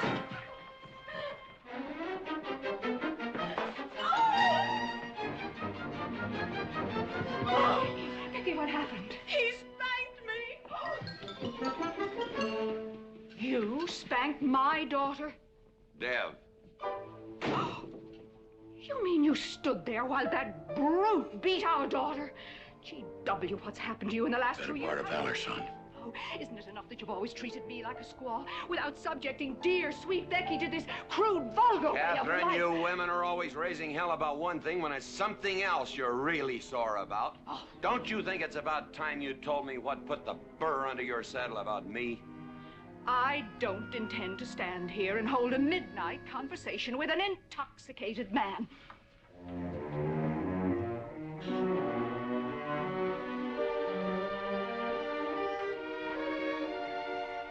And I am not intoxicated. Yet.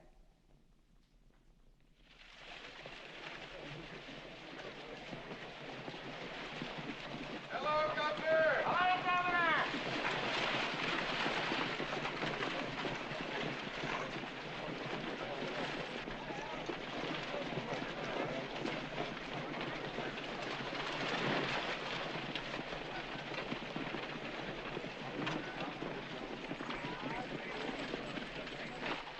Chief, Puma? Yes, Sergeant. Big McLintock, We know you get us fair judgment. You gentlemen, follow me.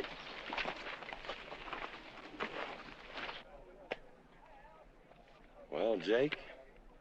GW?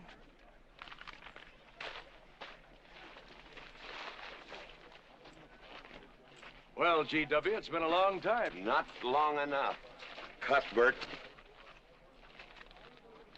Your husband is a rude man. Yes, Cuthbert, I know.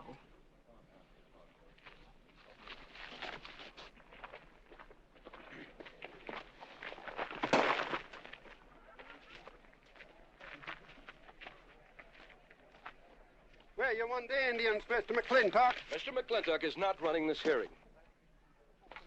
Sergeant, seat those Indians. Yes. Gentlemen, be seated. You know, the whole tribe here want to come into town. Proceed, Lieutenant. This hearing is now in session. Governor Cuthbert Humphreys presiding. Good luck, Daddy. Afraid it's a packed court. Government Edict number 826 has ordered that the Comanche Nation be transferred from their present reservation to Fort Sill. It is the government's claim, as filed by Indian Agent Agard, that these chiefs, after being released from prison by a kindly government, did then rouse and incite defiance among the tribe against said order. It seems, gentlemen, that although some of these chiefs speak English, Chief Puma is quite at home in our language, they have chosen Mr. McLintock to be their spokesman. I speak for the Comanche. Or rather, I offer this translation. Proceed, Mr. McLintock.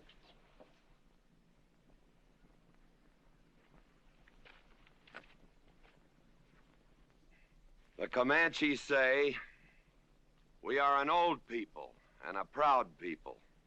When the white man first came among us, we were as many as the grass is of the prairie. Now we are few, but we are still proud. For if a man loses pride in manhood, he is nothing. You tell us now that if we will let you send us away to this place called Fort Sill, you will feed us and care for us. Let us tell you this. It is a Comanche law that no chief ever eats unless first he sees that the pots are full of meat in the lodges of the widows and orphans. It is the Comanche way of life. This that the white man calls charity is a fine thing for widows and orphans, but no warrior can accept it. For if he does, he is no longer a man, and when he is no longer a man, he is nothing, and better off dead. You say to the Comanche, you are widows and orphans. You are not men. And we, the Comanche, say we would rather be dead. It will not be a remembered fight when you kill us, because we are few now and have few weapons. But we will fight, and we will die Comanche. Thank you, Big McLintock. Am I to gather that Comanche defy the government of the United States? Yes, you may gather that the Comanche defy the United States government, or at least this commission. Gentlemen.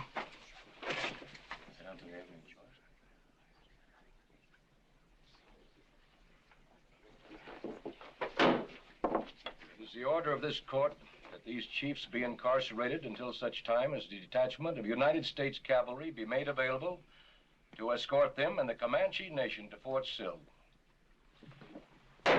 This court is adjourned. Oh, McLintock! You are important chief amongst these white people. Sway them. Have them give us few guns to make the fight worthwhile. Let us have one last remembered fight for end of Comanche. I almost wish I could arrange that, Puma. Ahalani cha. Ahalani cha. Sergeant. Yes. Good God. Carry on. Gentlemen.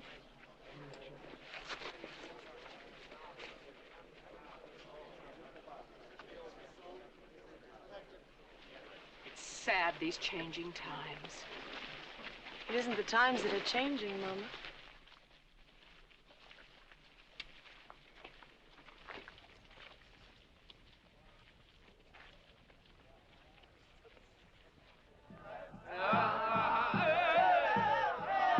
Hey!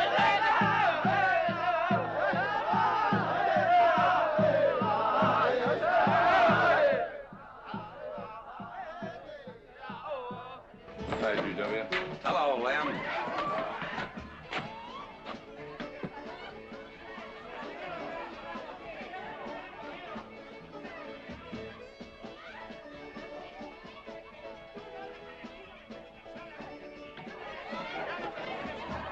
Bunny? Oh, howdy, McLintock. I figured you'd be belly down drunk by now. I've been doing some drinking, Bunny. Is that boxcar still on the siding? Well, sure, but... But what? I don't like it. You don't, eh? You figure if them Indians get out there and lead the cavalry on a wild goose chase, that great white father's going to get nosy. Get nosy, and he'll investigate. And when they find out how that side-saddle governor's been messing things up, they'll give those Indians a fair trial. That's live ammunition in that boxcar. You know what'll happen if them Indians get some guns in their hands? Somebody's going to get hurt. Is Puma's word good enough for you? Well, I don't... McLintock, you got yourself a partner. Leave me out of this. Hey, McLintock. Good night, Bunny. Good night, Governor. There is the Katie with her light red hair, sweet as the roses on a summer air. I'll find her somewhere while the moon is high and tell her that I love her, and I'll love her till I die. Katie Gilhooly, the master's home. Katie, Catherine Gilhooly McLintock, where's the woman of the house? Mr. McLintock. Oh, there you are. Mrs. Warren. Oh, good evening. I waited up for you, Mr. McLintock. Oh, how nice. I want to talk to you about something. Delighted. 309 times straight. I beg your pardon? 309 times straight without a miss. Gotta be a record. I suppose so. Now, Mr. McLintock, what I wanted to say... 2-pound Stetson, 6-inch brim, 53 feet in the air. It's gotta be a record. I'm sure it is, but the reason I waited up... Dagnammit, woman, can't you hold that glass still? Of course, sir. Now, down the hatch to my world's record. Down the hatch. Yes, sir.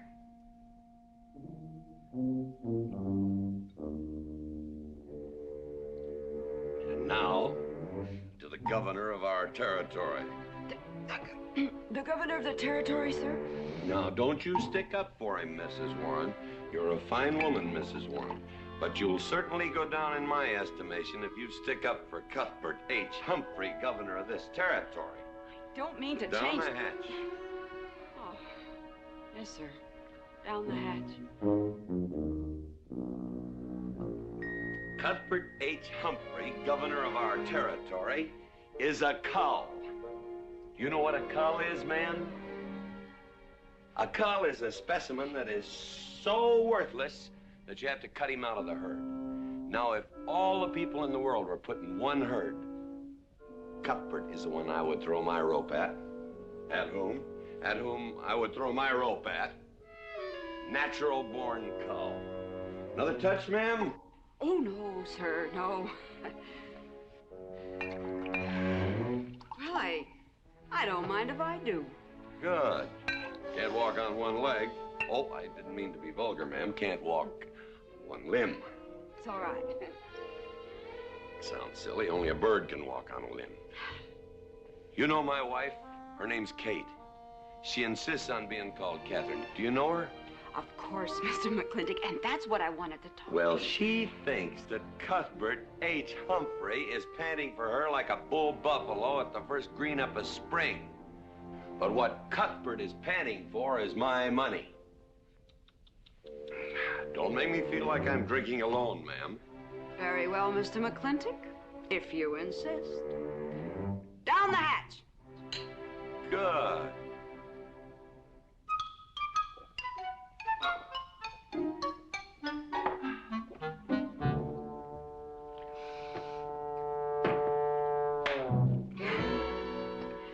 McLintock, I have something very important to say to you. Very important. Guess it'll have to wait till the morning. Toodle. Oh, it's all right. It's all right. Betty, bye-bye.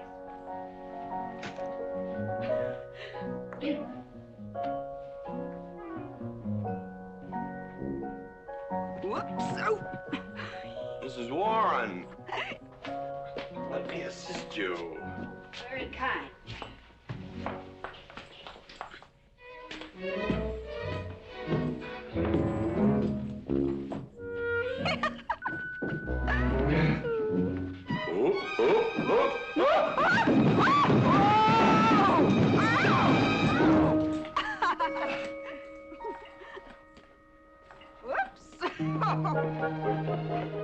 What's going on here? Now, Catherine, are you going to believe what you see or what I tell you? Mrs. McLintock, hope you won't misunderstand. It's the first 100 women sitting on his lap that I misunderstood. Number 101 is quite simple. Now, G.W. McLintock, I have something. He's gone to sleep. Just when I know exactly what I want to say to him, he goes to sleep. I waited up to talk to Mr. McLintock. I wanted to tell him I was quitting. You see, Sheriff Lord has asked me to marry him, and... Oh, congratulations. I don't want to seem prudish, but if you are going to marry Sheriff Lord, it seems to me that you're sitting on the wrong man's lap.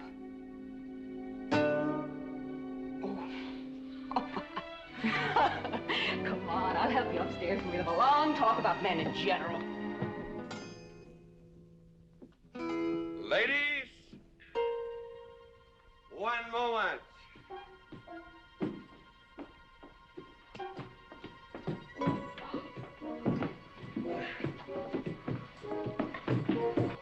Oh! Watch out, you'll get us all killed. Oh! What?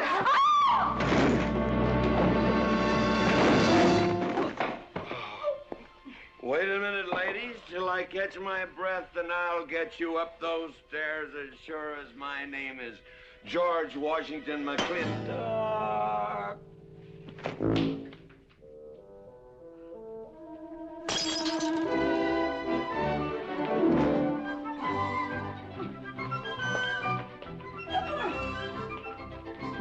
You may be quitting, Mrs. Wallace, Mrs. Ward, but not tomorrow.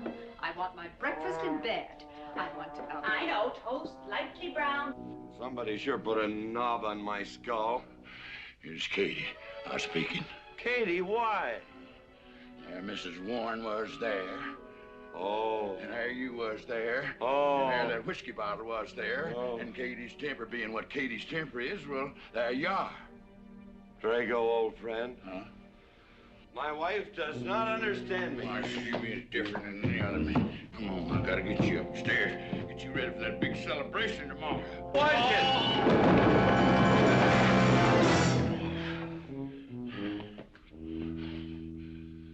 Drago, I am sleeping in the den.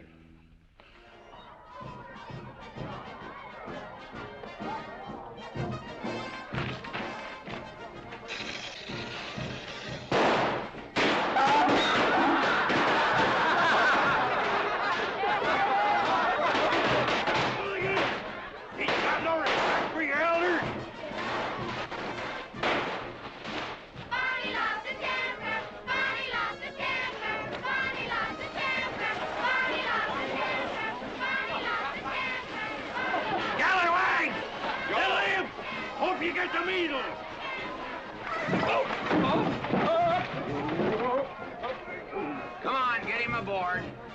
Is everybody ready? Man in number 5 needs a flank cinch. Get him one. Let us know when you're ready. Ladies and gentlemen, it is my honor to present to you the governor of our territory, Cuthbert H. Humphreys.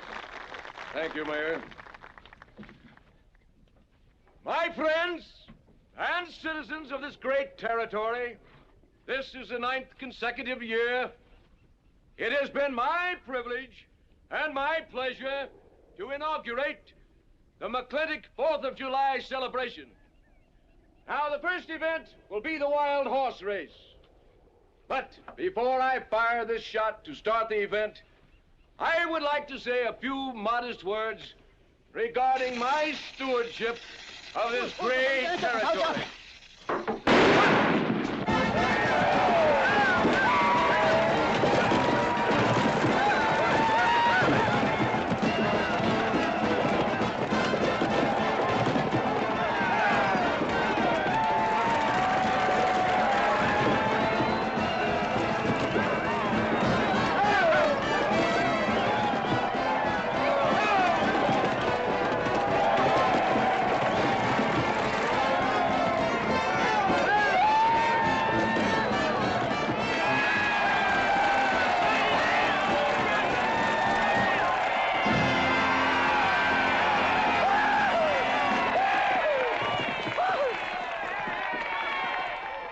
Professor Birnbaum. Gentlemen. Sheriff, here's your horse. Come on, get them all lined up. Come here, King. Now, boys, you all know the rules. It's twice around the inside and once around the outside. First cowboy that hits that finish line without busting that egg is the winner. And I caution you boys about some of them eggs, because some of them eggs are last year's holdovers. All right, mount up.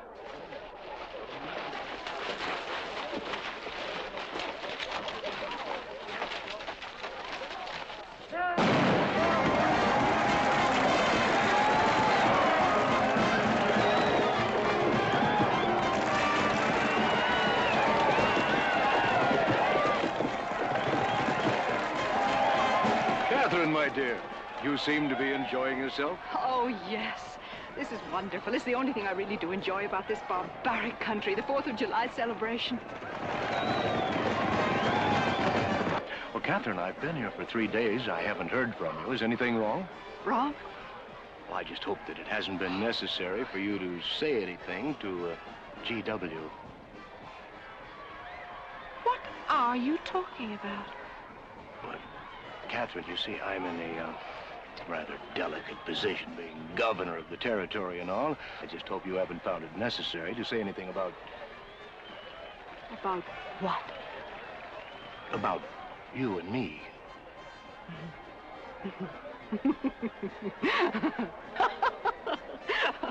Why, you pompous windbag. Do you think that you're the only man who's ever tried to play patty fingers with me, who's ever tried to lure me into the moonlight? Well, no, but Well, I'm a big girl and I can take care of myself. My husband knows it. I can assure you, Governor, that your reputation is untarnished. Now get out of my way.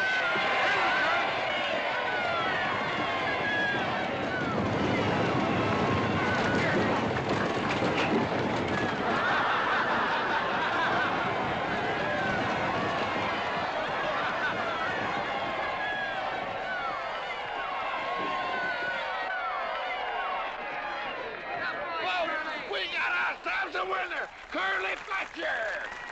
Mazel tov, Curly! Give me the egg.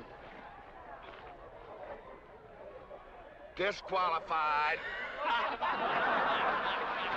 Here you go, Curly. G.W., you'll never believe what happened over there. What? You smell of beer. Well, naturally, I'm drinking beer. Ladies and gentlemen, the next event will be a contest between the two bronco-busting champions of our territory. Remember the year I rode in that event? Wore your garters to hold up my sleeves? We had a bet, and I won it. George Washington McLintock, you are a very crude man. Well, I guess so, but that was a rough horse, like to jarred my insides loose. But it was worth it. 3 beers.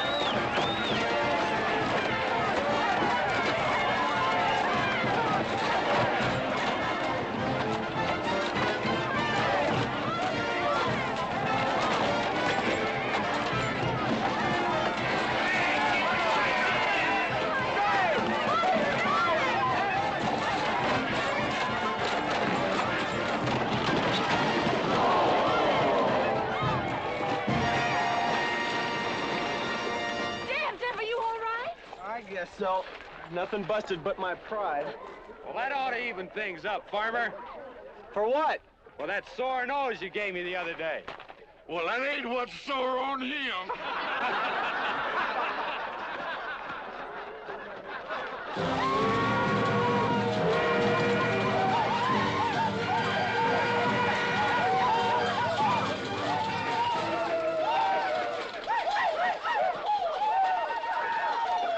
The closing event is the cow pony race.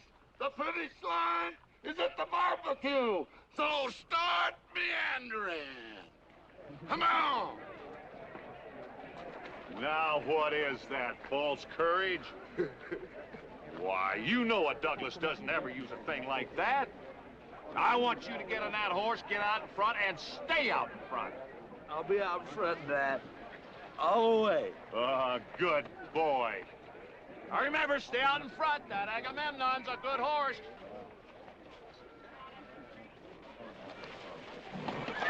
Oh, Agamemnon.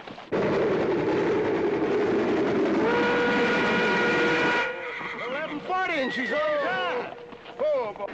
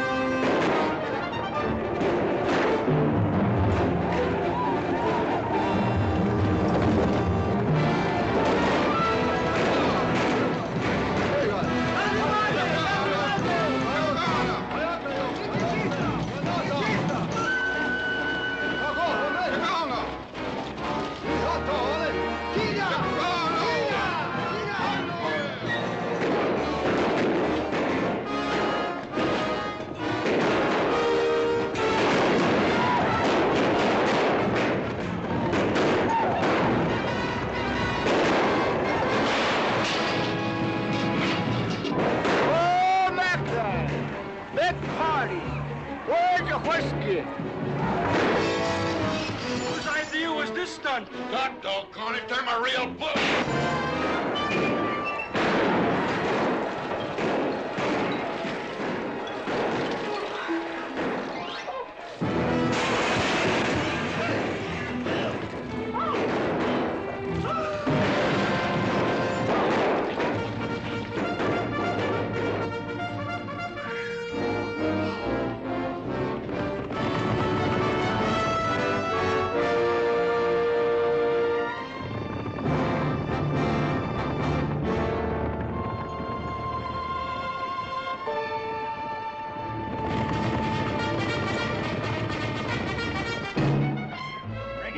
Excitement you'd want for one 4th of July, eh? Puma finally got his way, but I reckon he's riding out his last war party. We won't get very far. But one thing still has me puzzled. Where did they get the guns? I was wondering the same thing. My kidney's been bothering me. Funny? GW!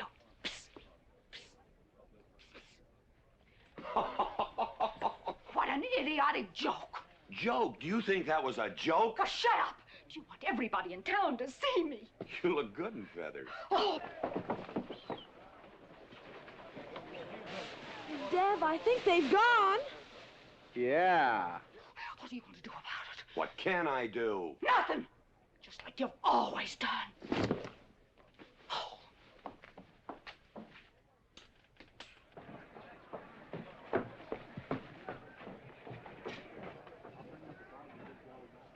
How long, GW? How long what? Catherine. She's been riding herd on you for 2 years now. I'm a peaceable man. But my father used to say, you raise your voice, it doesn't do any good. It's time to raise your hand. Well, I've been planning to do something about it. I'll have another talk with her. Talk to her? Talk to her? Talking won't do any good. Becky, have you seen your... What's been happening around here? You've got hay all over you. Been some mighty sneaky goings-on here during that raid, Mr. McLintock. Who was it said only a trollop could kiss a man before they were formally engaged? Oh, but we are engaged, sir. You are? That is, with your permission. Well, you've got it. Oh, Mrs. Warren? I think it's wonderful. I guess this is the only engagement that ever started off of a spanking. Mm-hmm. I reckon Birnbaum is right. All right. Lord bless us, this is gonna be a great day. Doggone it, folks. Let's don't let a little old Indian raid break up a good barbecue and a rodeo. Yeah, meat sound. Let's go. You contestants get ready for the cow pony race.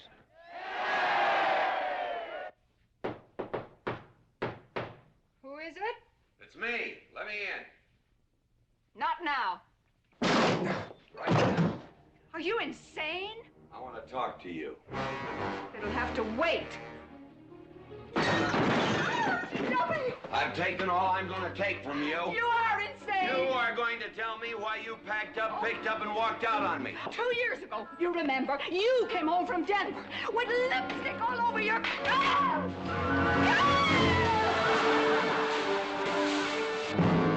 Lipstick on my collar. I've got the shirts to prove it. Who cares? Why, you big...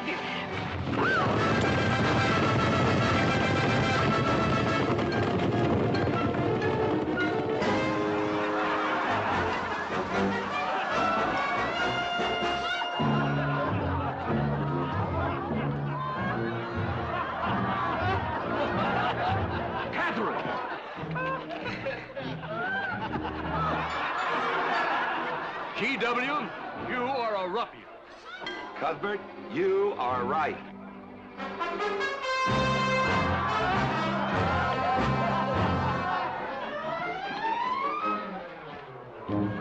Well, what kind of a family is that?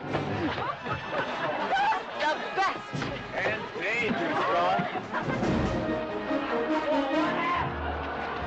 Who won the race?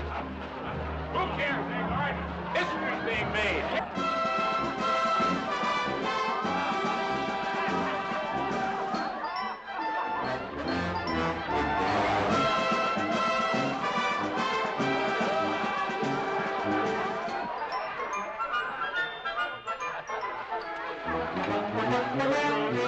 Yes, Rufus? I regret to inform you I've changed my mind about matrimony.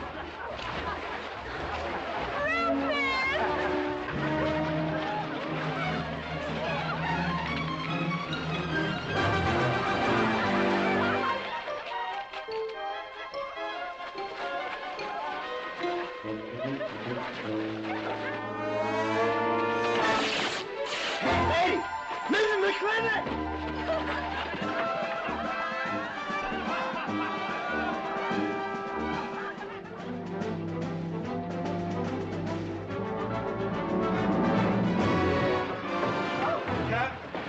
Catherine! Keep him out of here. Hands up. All right, everybody out.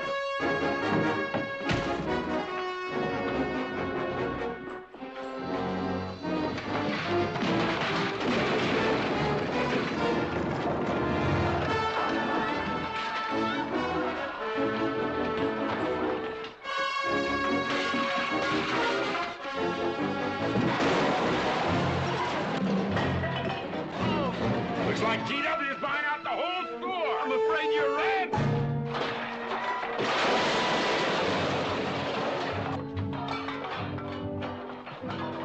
Clowny family! Clowny family!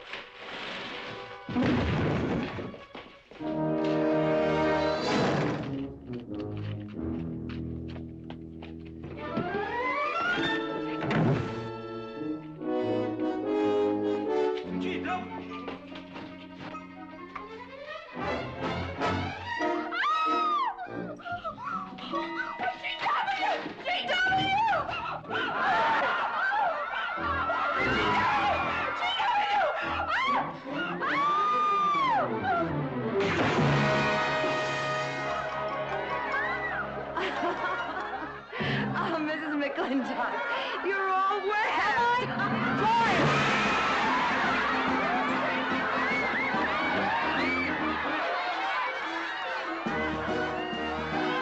Wrong woman, G.W. Oh, pardon me.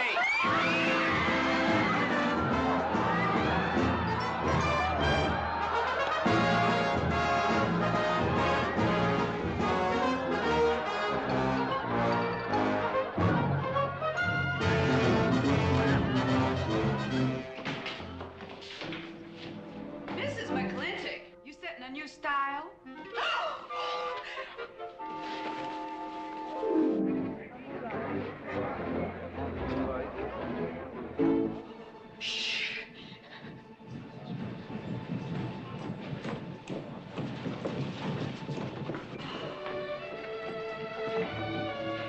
Mr. McLintock, in here!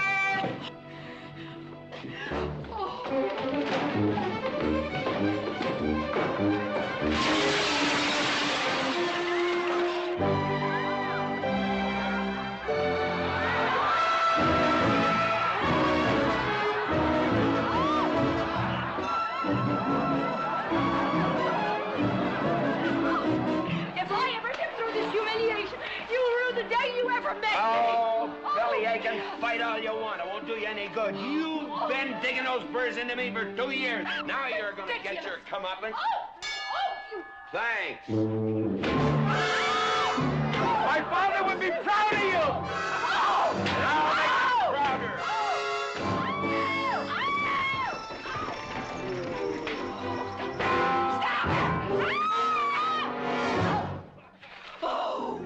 Keep it. You may need it. Now get your divorce. Home. Don't spare the horse. Home, you heard me. Don't think you're going to get rid of me that easy. Yeah.